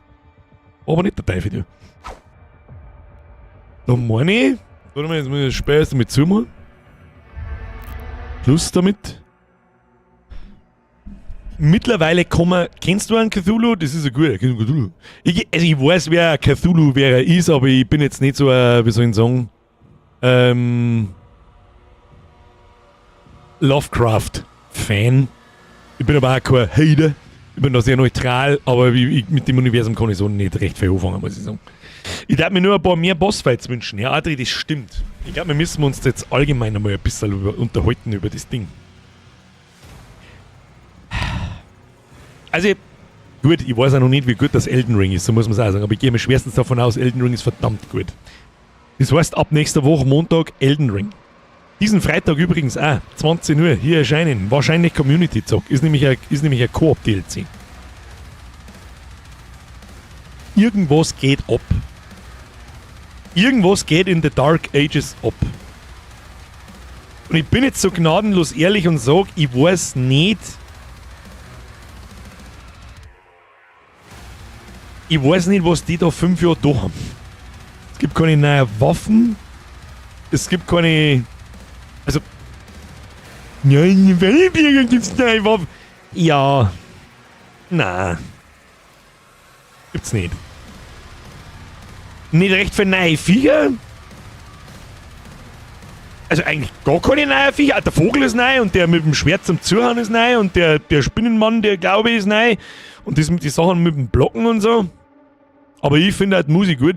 Die Musik ist gut, aber sie kommt nicht an Eternal ohne. Wie heißt der Komponist von der Doom Eternal Musik? Mick Cormick, kann es sein? Also der Schädelcrusher ist neu. Ja, der ist aber auch genauso beschissen wie neu. Ein paar Viecher haben nur direkt aus den 90er, meine ich. Ja, Hansa.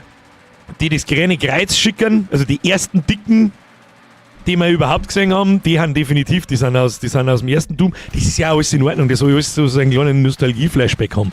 Auch das Hirn, das umeinander geht und oben schießt, das war der Endboss, glaube ich, in Doom 1 oder in Doom 2. Mick Gordon heißt der, Herr Camouflage, Dankeschön. Brauchst du bloß einmal den Soundtrack von Doom Eternal anhören auf Spotify. Der ist repentiert, zum Beispiel, der ist so brachial und fett und in die Fresse, dass nie wieder was ohne kommt. Schade, dass das nicht für das auch wieder gemacht ist. Mir kommt's ein bisschen, ich weiß nicht, also ich muss jetzt einfach sagen, wie es ist, ich weiß nicht, was die da 5 Jahre drin haben. Ich hab's ganz am Anfang schon gesagt, so mit grafisch ist jetzt also nicht schlecht, aber da hat sich da gar nichts, also gar nichts. Der Spinnenmann ist da auch alt, oder? Kann die jetzt nicht hundertprozentig sagen. Jetzt was das so, es kann schon sein, dass der auch schon mit der Fette mit den 2 Flammenwerfer, der ist auf alle Fälle nicht neu. Ich glaube, der große Dämon, der mich nervt, der ist auch nicht neu. Die fliegenden Viecher sind nicht neu, die Schlangenviecher sind nicht neu. Wir hier sind alle alt, das ist richtig sprengen, BFG to BFC ändern, kann schon mal 5 Jahre dauern. Das ist noch das Nächste. Man, natürlich, es ist ein Reskin und das nicht wirklich. Es sind für mich einfach nur 22 neue Level und die einzige Spielmechanik, die neu ist die mit dem Schädel. Seien Sie mir nicht böse, ich weiß nicht, was die da 5 Jahre drin haben. Das ist unmöglich. Seit 5 Jahren in Entwicklung gewesen. Da gebe ich der Brief und Siegel. Die Kettenkugel ist neu, richtig? Die Kettenkugelwaffen ist neu. Die ist auch cool, aber im Prinzip ist das Ding nichts anderes wie ein Sniper gewesen, ein One-Shot gewesen, mit Range-Begrenzung. Ich meine, da entwickelt man nicht ein Jahr lang ohne. Der Fettsack Vanguard ohne Flügel ist doch auch alt, oder? Da weiß ich jetzt gar nicht, wenn du meinst. Aber generell der Fettsack, ja, der ist alt. Nahkampffokus ist ein bisschen mehr, das ist richtig. Aber ich finde, für das, dass der Fokus so stark auf Nahkampf ist und dass ich mich fühlen soll, dass ich wie ein Tank mitten in die Viecher drin stehe und nicht umeinander springe wie in Eternal, stirbt man ziemlich schnell und hat ziemlich schwaches Trefferfeedback, wenn man selber Schaden kriegt. Und die können nicht verlangen, also natürlich können sie es verlangen, aber es ist ja dann scheiße, dass ich muss so schauen. Das machst du mal eine Stunde. Wie viel Leben das du noch hast, ob es knapp wird oder nicht, ich weiß es auch nicht. Da fallen irgendwie ein paar Indikatoren, dass man kurz vorm Verrecker ist. Habe ich so das Gefühl. Vielleicht gibt es sogar einen, aber er ist zu wenig sichtbar und ich merke es nicht oder was auch immer. Aber gerade mit den ganzen Nahkampfwaffen hätten die so geile Gory-Kills machen können und das Ding immer halt auch vor allem mit dem Kettensack-Schüttel. Es gibt ja ein paar so Glory-Kills, wo er den Fetten in der Mitte auseinander ist, aber das war's dann auch. Das ist so schade. Das ist so schade mit dem Ding jetzt, dass so einen absurden Scheiß ausdenken können. Ja gut, als periphere Seefeld wird mit dem Alter kleiner. Spring im Maul halten. Hast dann Gleitsichtbrille und da beim Obi-Schauen beim Scheißen. Was ist auch jetzt auch nicht so stark im Gegensatz zu einem Marauder von Eternal zum Beispiel. Also ganz ehrlich, wir haben jetzt, ich sag mal, ich kann da nicht sagen, wie weit das wir sind. Die Mission hat jetzt wieder eine Dreiviertelstunde oder 55 Minuten dauert. Vielleicht wie viele Missionen haben wir noch? 7. Je nachdem, wie lange das die dauern. Aber wir haben, sagen wir mal, so ein bisschen über die Hälfte des Spiels. Jetzt hat es angefangen. Merke ich auch am Schwierigkeitsgrad. Ich habe eine Woche nicht gespielt und generell spiele ich schon lange keine Shooter mehr eigentlich. Ich habe heute beblödelt und keine Ahnung, ein paar Mal dumm angestellt und bin oft gestorben, aber der Schwierigkeitsgrad zirkt da an. Das hat man jetzt am Schluss da gesehen, wenn dann die richtige Kombo von Viecher da ist. Dann wird es ein Zerg, aber das macht auch Spaß, so ist es nicht. Trotzdem, Wir sind bei 15/22 vom Spiel. Quick Math. Ich sag so grob bei der Hälfte Playtime-mäßig. Ich gehe jetzt einmal davon aus, dass die nächsten Missionen, die kommen genauso lang an wie die da. Vielleicht ist noch eine oder zwei dabei, die ein bisschen kürzer sind, aber ja. Hat da From Software mitentwickelt oder wärst alt? Du, ich habe einen Schwierigkeitsgrad auf Albtraum, das sollte man vielleicht auch mal dazu sagen. Ja? Ihr habt euch das so gewünscht. Der Schwierigkeitsgrad, der ist nicht auf normal, der ist auf Albtraum. Ja? Bei größeren Mobs war der Gory Kill nicht schlecht, bei alle kleinen muss es nicht sein. Das stimmt. Richtig. Aber 5 Jahre ist eine Ansage für das. Ich weiß ja nicht, ob es 5 Jahre in der Entwicklung war. Und ich mag das Spiel jetzt auch nicht falsch verstehen. Nicht falsch verstehen. Aber ich messe es halt nun mal mit Eternal, weil es der direkte Vergleich und der Vorgänger ist. Und Eternal war einfach besser. Wahnsinn an der Song, Eternal war besser. The Dark Ages macht Spaß. Fühlt sich wuchtig an. Hat aber einfach ein paar Schwächen, das mit den Nahkämpfen, wenn man schon einen Fokus drauf legt, dann darf man das nicht so behindert machen, dass bei jedem scheiß Nahkampfangriff gehe ich dann in so einen Slow-Mo-Mode. Der komisch, aber der Gegner nicht. Oder zumindest der geht schon auch in einen Slow-Mo-Mode, aber er ist nicht so geslowt wie ich. Und dann fängt der an, seine grüne Peitschen aufzuziehen und ich komme zuschauen beim Sterben. Und ich nehme so, ja toll. Abbrechen, aber ja geht nicht. Ja, aber eigentlich ist es wurscht, du bist ja unverwundbar, nein, bist nicht. Was ist denn das für ein Schmarrn? Das ist einfach ein Schmarrn.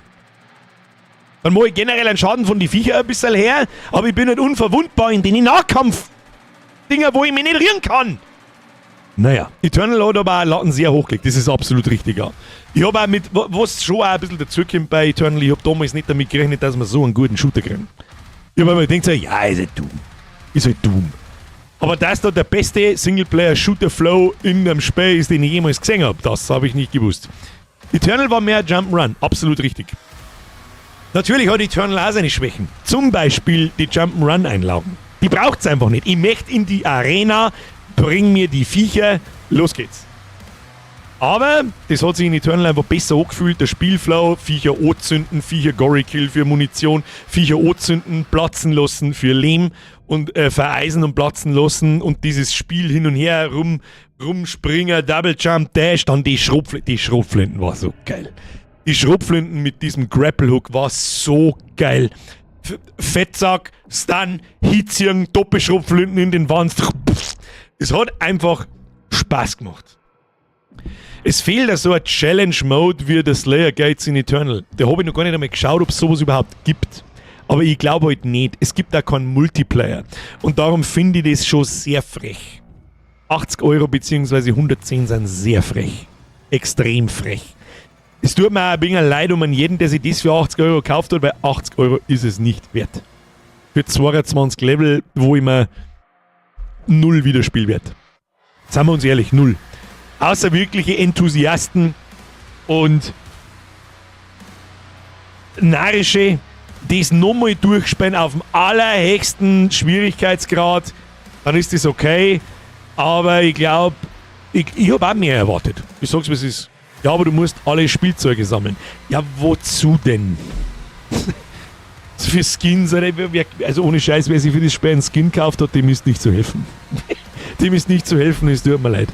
Game Pass 1 € pro Monat. Jess Morgan, hast du absolut recht, deswegen bin ich werde grantiger, wenn ich es mir gekauft hätte. Ich bin auch nicht grantig. Nochmal, nicht falsch verstehen. Ich zeige gerade alle negativen Sachen in dem Spiel auf. Das sind einfach nur ein paar. Grundlegend ist ein gutes Spiel. Für 12 € im Game Pass. Vielleicht nur für 24, wenn du 2 Monate brauchst und nicht so viel Zeit zum Zocken hast. Und bloß 1-2 Mal in der Woche spielen kannst. Dann ist das absolut in Ordnung. Aber nicht für 80 €. Turi! Lemming Sepp. Mehr als wieder eine 25. Extra Doom! Extra Dumo für den Hut vom Lemming Sepp. Merci dir. Kuss auf die Nuss. Ich hoffe, du bist noch da. Ich hab kurz drüber geschmatzt. Sind wir wieder soweit? Game Pass, oder du musst eigentlich einmal Doom 2016 spielen, das hat dir gefallen. Das habe ich mal angefangen, das habe ich sogar. Das habe ich mal angefangen, aber ich habe es nie fertig gespielt. Ist aber auch lang her. Das ist fast 10 Jahre her. Könnten wir mal.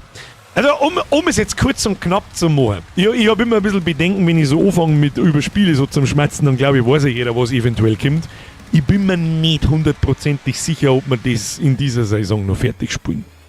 Und ich glaube, den Schmerz kann ich mir auch sparen, so mit, ich bin mir nicht, machen wir's Nägel mit Köpfen, ich bin mir nicht sicher, ob wir das fertig spielen. Weil es ist 2-3 Mal ganz witzig, aber dann war's es. Vor allem zum Zuschauen, glaube ich. Für euch Hardcore-Narischen, da ist sowieso wurscht, da kann ich mich her sitzen und 2 Stunden im Kreis drehen, das ist wahrscheinlich am jeden wurscht. Aber ich merke es ja. Ich merke es an die Zuschauerzahlen, ich merke es an Kommentaren, an Nachschauungsquote, an allem. Sicher sind da einige dabei, dass wir es fertig schauen und so weiter. Ich kann mir auch sehr gut vorstellen, dass ich das in meiner Woche Abwesenheit fertig spiele. Wobei ich versuchen werde, dass ich vom PC wegbleibe. Ich werde es auch offstream wahrscheinlich, wenn wir es nicht weiterspielen. Ist so feig. Was? Also ich war dabei, ich höre nur, dass du einen Depth-Counter schonen willst. Ja, bist du da sicher? Was du zugehört, was am Freitag kommt und nächsten Montag? Schmeiß ja vom Depth-Counter, du besoffener Uhu. Geh lieber mal in NX, da gibt es jetzt ein Steinschere-Papierkampfsystem, probier das einmal aus. Wann ist eigentlich Oktober? Ja, das mag ich gar nicht wissen. Es ist so krass. Kurz einmal Information für alle, das hätte ich vielleicht mal sein, wie die 300 Leute noch da waren von vorher oder 400. Wir sehen uns nur noch diese Woche und nächste Woche, dann bin ich eine Woche weg. Wie jedes Jahr. Was wir vielleicht noch mal erkennen, mal schauen, da muss ich... Nein, geht nicht. Weil ich mit der Bürgerin in meinen Geburtstag eine feiern muss, schon leider Gottes 3 Tage vorher, weil die dann nämlich mit ihrer besten Freundin in Urlaub fährt. Und da müssen wir 3-4 Tage vorher schon reingondeln. Das wird wahrscheinlich nächsten Donnerstag passieren. Also kann ich leider gar einen Stream für Freitag nächste Woche ankündigen, wo wir Doom vielleicht fertig spielen oder nochmal 3-4 Stunden reinhauen, weil es wurscht ist. Aber gut, der Depth-Counter ist jetzt schon her als der ganze von 2024. Ja, die Saison ist ja auch nicht mehr lang. Dachte ich mir schon, wie du erwähnt hast, dass du es eventuell austauschen willst. Das vom letzter Woche. Verkackter Doomstream gelesen, aber du hast verkaterter Doomstream. Feinreihen quasi, kann passieren. Bürgerin im Urlaub, sturmfrei für Zockermarathon, absolut richtig erspringen. Da kann man natürlich auch einen 24... Es hat Zeiten gegeben, da war ich wahrscheinlich so dumm gewesen, dass ich mir meine Urlaubswoche dann mit einem 24 Stunden oder mit einem Stream... Mach mal einen Sabaton. Der Stream läuft so lang. Wie funktioniert das bei Twitch? Jede Mitgliedschaft, die gemacht wird, verlängert einen Timer um 5 Minuten oder so.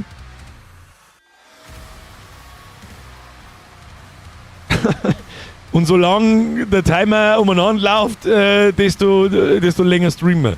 Das war natürlich ultra peinlich, was ultra peinlich ist, weil so viele leider Mitgliedschaft haben, die noch zuschauen.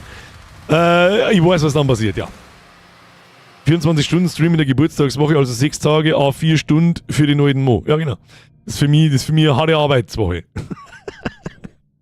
Nix da. Mein Urlaub ist da zum Urlaub machen. Ich muss mich sowieso zusammenreißen, dass ich nicht an NX umeinander tue. Ich habe wirklich, wie soll ich sagen? Ja, hallo, Mr. Babyfan, dieses Format habe nicht ich erfunden. Herr Lünsepp! Ah, scheiße! Ja, stimmt, ich habe mehrere, glaube ich, übersehen. Oder? Habe ich mehrere übersehen? Ich weiß nicht. Lünsepp, Entschuldigung. Merci dir für den Euro. Lünsepp, so, jetzt sind es 60 Monate voll. Achtung! Kuss auf die Nuss. Merci dir. Für solch und auch allen anderen natürlich. Es ist egal, ob da 1 Monat steht, kein Monat steht oder 80 Monate steht. Vielen Dank. Es wird mir nie in den Kopf eingehen, dass jemand hergeht sagt, weißt du was, ich finde gut, was du machst, da kriegst du 5 im Monat. Per Abo. Da. Weiß ich doch, blädel bloß rum. Herr Babyfan, passt.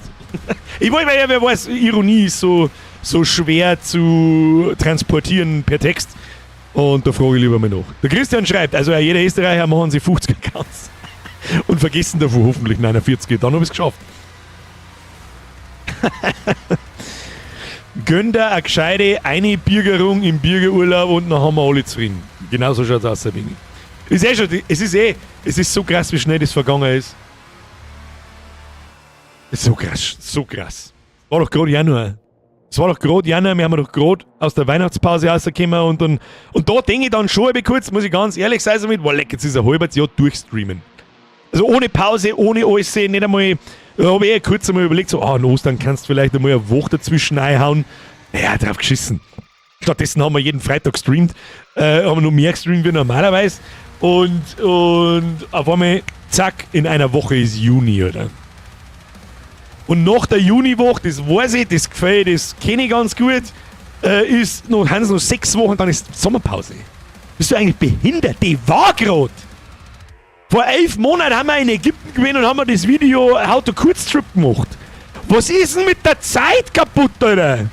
Hast jetzt eigentlich nur eine Retro-Folge vor? Jesse, gute Frage. Ich hab da heute was Lustiges gefunden in der Xbox, das heißt Retro Classics. Und dann habe ich kurz nochmal drüber nachgedacht, aber da ist nur Scheiße drin. Da denken wir uns was aus. Jetzt erst einmal Folgendes. Am Mittwoch spielen wir Blacksmith Master. Das Spiel ist grandios, genauso wie sein Vorgänger Tavern Master. Das ist auf alle Fälle gut. Und am Freitag freue ich mich auf Elden Ring. Das enttäuscht normalerweise auch nicht. Dann werden wir sehen. Und nächste Woche, ich gehe schwer davon aus, dass Eternal gut ist. Eternal gut ist? Was laberst du? Dass Night Rain gut ist, Elden Ring Night Rain gut ist und spielen wir das am Montag sofort nochmal. Hype mitnehmen, ich hoffe, das haut wieder genauso eine wie der DLC, etc. letztes Jahr. Und was wir dann am Mittwoch deren, das sehen wir dann. Vielleicht machen wir einen Blättschmerz. Machen wir schon lange nicht mehr. Wir haben schon lange keinen Blättschmerz mehr gemacht. Wir haben auch schon lange keinen Blättschmerz mehr gemacht, muss man auch mal sagen.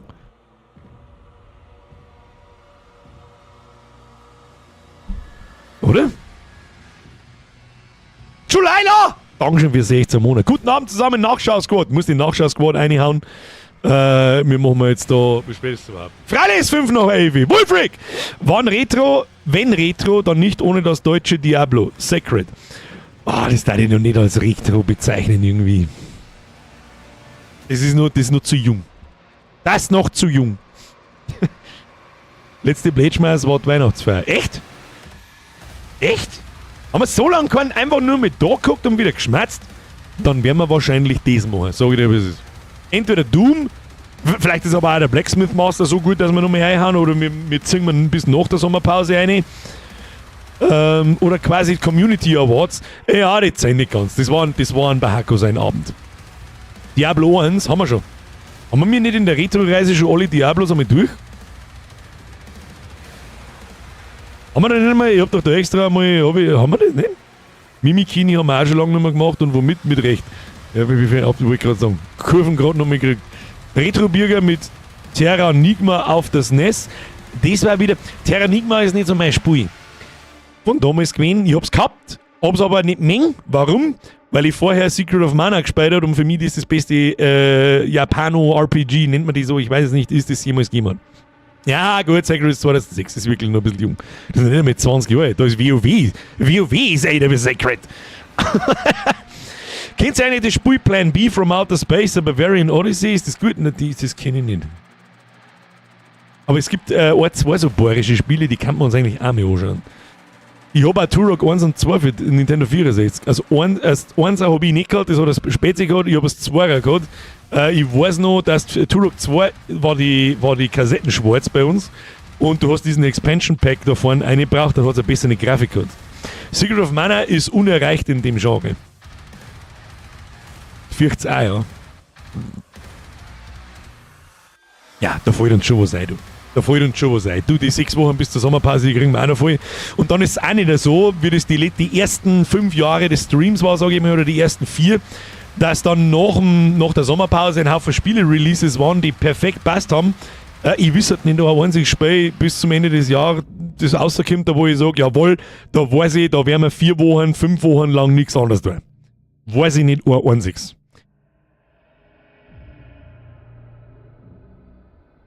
Weiß ich nicht, ein einziges. Da müsstet ihr jetzt direkt durchschauen. Mein Spiel kommt bis dahin raus. Hoffe. Glaube ich nicht. So wie es ist.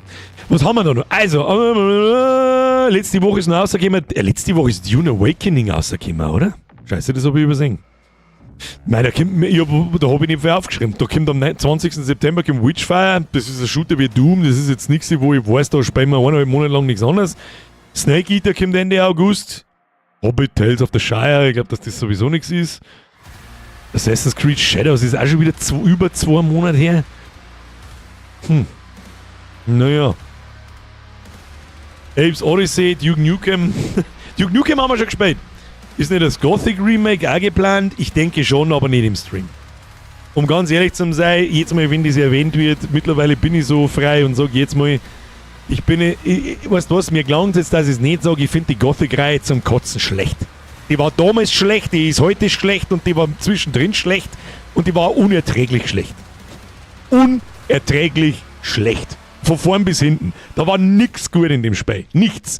Weder das Kampfsystem, noch das Rollenspiel, noch die Charaktere vielleicht noch, gerade noch so. Aber das ist der Backe nicht, wenn rundherum alles andere so schlecht ist, dass man Zähne auftreibt.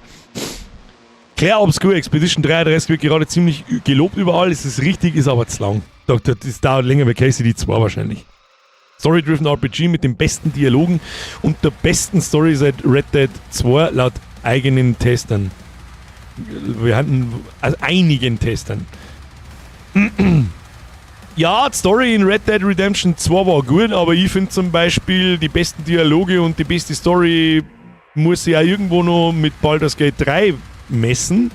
Und die war schon brachial, leckt mich am Arsch gut, was ein RPG betrifft. Bin mir nicht sicher, ob wir das vielleicht schon wieder vergessen haben. Herr Bernie, die OTK Indie Game Trailer Show, zufällig angeschaut, die ist halt nebenbei gelaufen, wie ich an NX gewerkelt habe. Da habe ich leider nicht recht für mitgekriegt, aber gut. Okay, ich hab's nicht gesagt, aber sie hypen alle so. Was ein Gothic? Ja, geht mir genauso. Ich kenne das. Viele hypen Gothic und feiern das ohne Ende. Wenn ich sage so, Alter, das ist das schlechteste Spiel, das jemals damals rausgekommen ist, ich hab's damals schon nicht verstanden. Das steuert sich wie ein Behinderter, das Kampfsystem ist behindert, die Grafik, gut, die ist ja 1000 Jahre, das ist eh klar, aber die ist einfach behindert, der läuft wie ein Behinderter, der redet wie ein Behinderter, was ist denn das? Warum nicht Final Fantasy 5? Weil ich von Final Fantasy Ähnliches behaupte wie von Gothic. Und jetzt habe ich mir gerade ganz furchtbar viel Feinde gemacht. Was haben wir versammt? Zerpümmelung 10 hoch 4000 km/h. Herr Stottzeit, haben wir ein paar Mal gestorben. Habe ich ein paar Mal aufs Maul gekriegt, du. Viel Roguelikes und so. Ich habe auch beim S-Mann Lauf verlassen in der Arbeit. Ja, ich hab's ist auch beim S-Mann bei mir nebenbei gelaufen. Gut war nur Final Fantasy 7, dann war es auch schon wieder. Danke, Sprengi. Und das habe ich nicht gespielt. Aber das wird so krass in die, das wird so krass in den Himmel gelobt. Sind wir, dass da was dran sein muss, aber ganz ehrlich, ich habe noch nie von irgendeinem anderen Final Fantasy länger was gehört wie 2 Wochen. Aber von Final Fantasy 7 schmerzen sollte einfach 30 Jahre später noch. Was treibst denn an Vatertag, feierst du denn eigentlich? Wieso soll ich am Vatertag feiern? Ich habe keine Kinder, ich habe Hosen am Kopf. Schau ich aus, als hätte ich Kinder. Mystic Quest Legends, I am this old, auf dem Gameboy. Richtig. Der Burning Crusade. Und das hat mir schon nicht gefallen. Diese rundenbasierte Kacke. Oha, hat der Death Counter Killer gehabt auf volle Kanone. Ich weiß nicht, wie oft das mal halt gestorben ist. 6, 7 Mal schon. Und 2 Mal richtig, ohne extra Leben. Das war nix. Ja. Little Big Adventure. Das habe ich beim Spezi gezockt. Ich habe dann als 2er gehabt. So, was labert mir da eigentlich? Es ist 4 nach 11. Kruzifix nochmal. Die bringt mich um, weil ich da hinten um einen Abplayer wie ein Vollgasnarrischer. Meine sehr verehrten Damen und Herren, ich bedanke mich für die Aufmerksamkeit. Es war mir ein Fest, Sie belustigen zu dürfen und ich hoffe, Sie hatten Spaß. Ich wünsche Ihnen einen schönen Dienstag, eine schöne gute Nacht. Ich bedanke mich fürs Zugucken. Please leave a like on this video, even if you didn't like it. Dankeschön. Und dann sagen wir so Mickey mit Blacksmith Master, da wird es dann ein wenig ruhiger. Ja, das Kontrastprogramm zum Montag und Freitag dann. Auf den Freitag bin ich gespannt. FromSoft, bitte enttäusch mich nicht. Dankeschön. Vielen Dank für die ganzen Donations. Ich bin mir nicht ganz sicher, aber ich glaube, das ist halt ein bisschen aus dem Ruder gelaufen. Wieder mal! Ganz was Neues! Ich hoffe, der Herr Hegemann schaut noch zu. Den habe ich nämlich vorher einfach überhaupt nicht mitgekriegt mit seinem Resub von vor 8 Monaten. Mit 8 Monaten. Habe dritt! Hashtag behinderter Leberkas. Dafür soll ich das ab in den Chat. Hashtag behinderter Mongokas! Es ist so schön, wenn man einen Freifahrtschein hat zum Behindertenwitz im Ohr. Ich liebe es! Hegemann, bester Mann im Rollstuhl. Ich hoffe, das ist in Ordnung. Ich hoffe so viel. Ich komme so und so in die Hölle, ist eh wurscht. Vielen Dank für die ganzen Resubs, vielen Dank für die neue Mitgliedschaften. Kuss auf die Nuss und jetzt schleicht euch davon. Triple F für die Moderatoren. Wir sehen uns am Mittwoch um 20 Uhr, hauen sie rein. HB! So, was haben wir noch miteinander stehen? Ich hab leider nichts miteinander stehen. Doch, ich hab, pass auf. Wie beendet automatisch?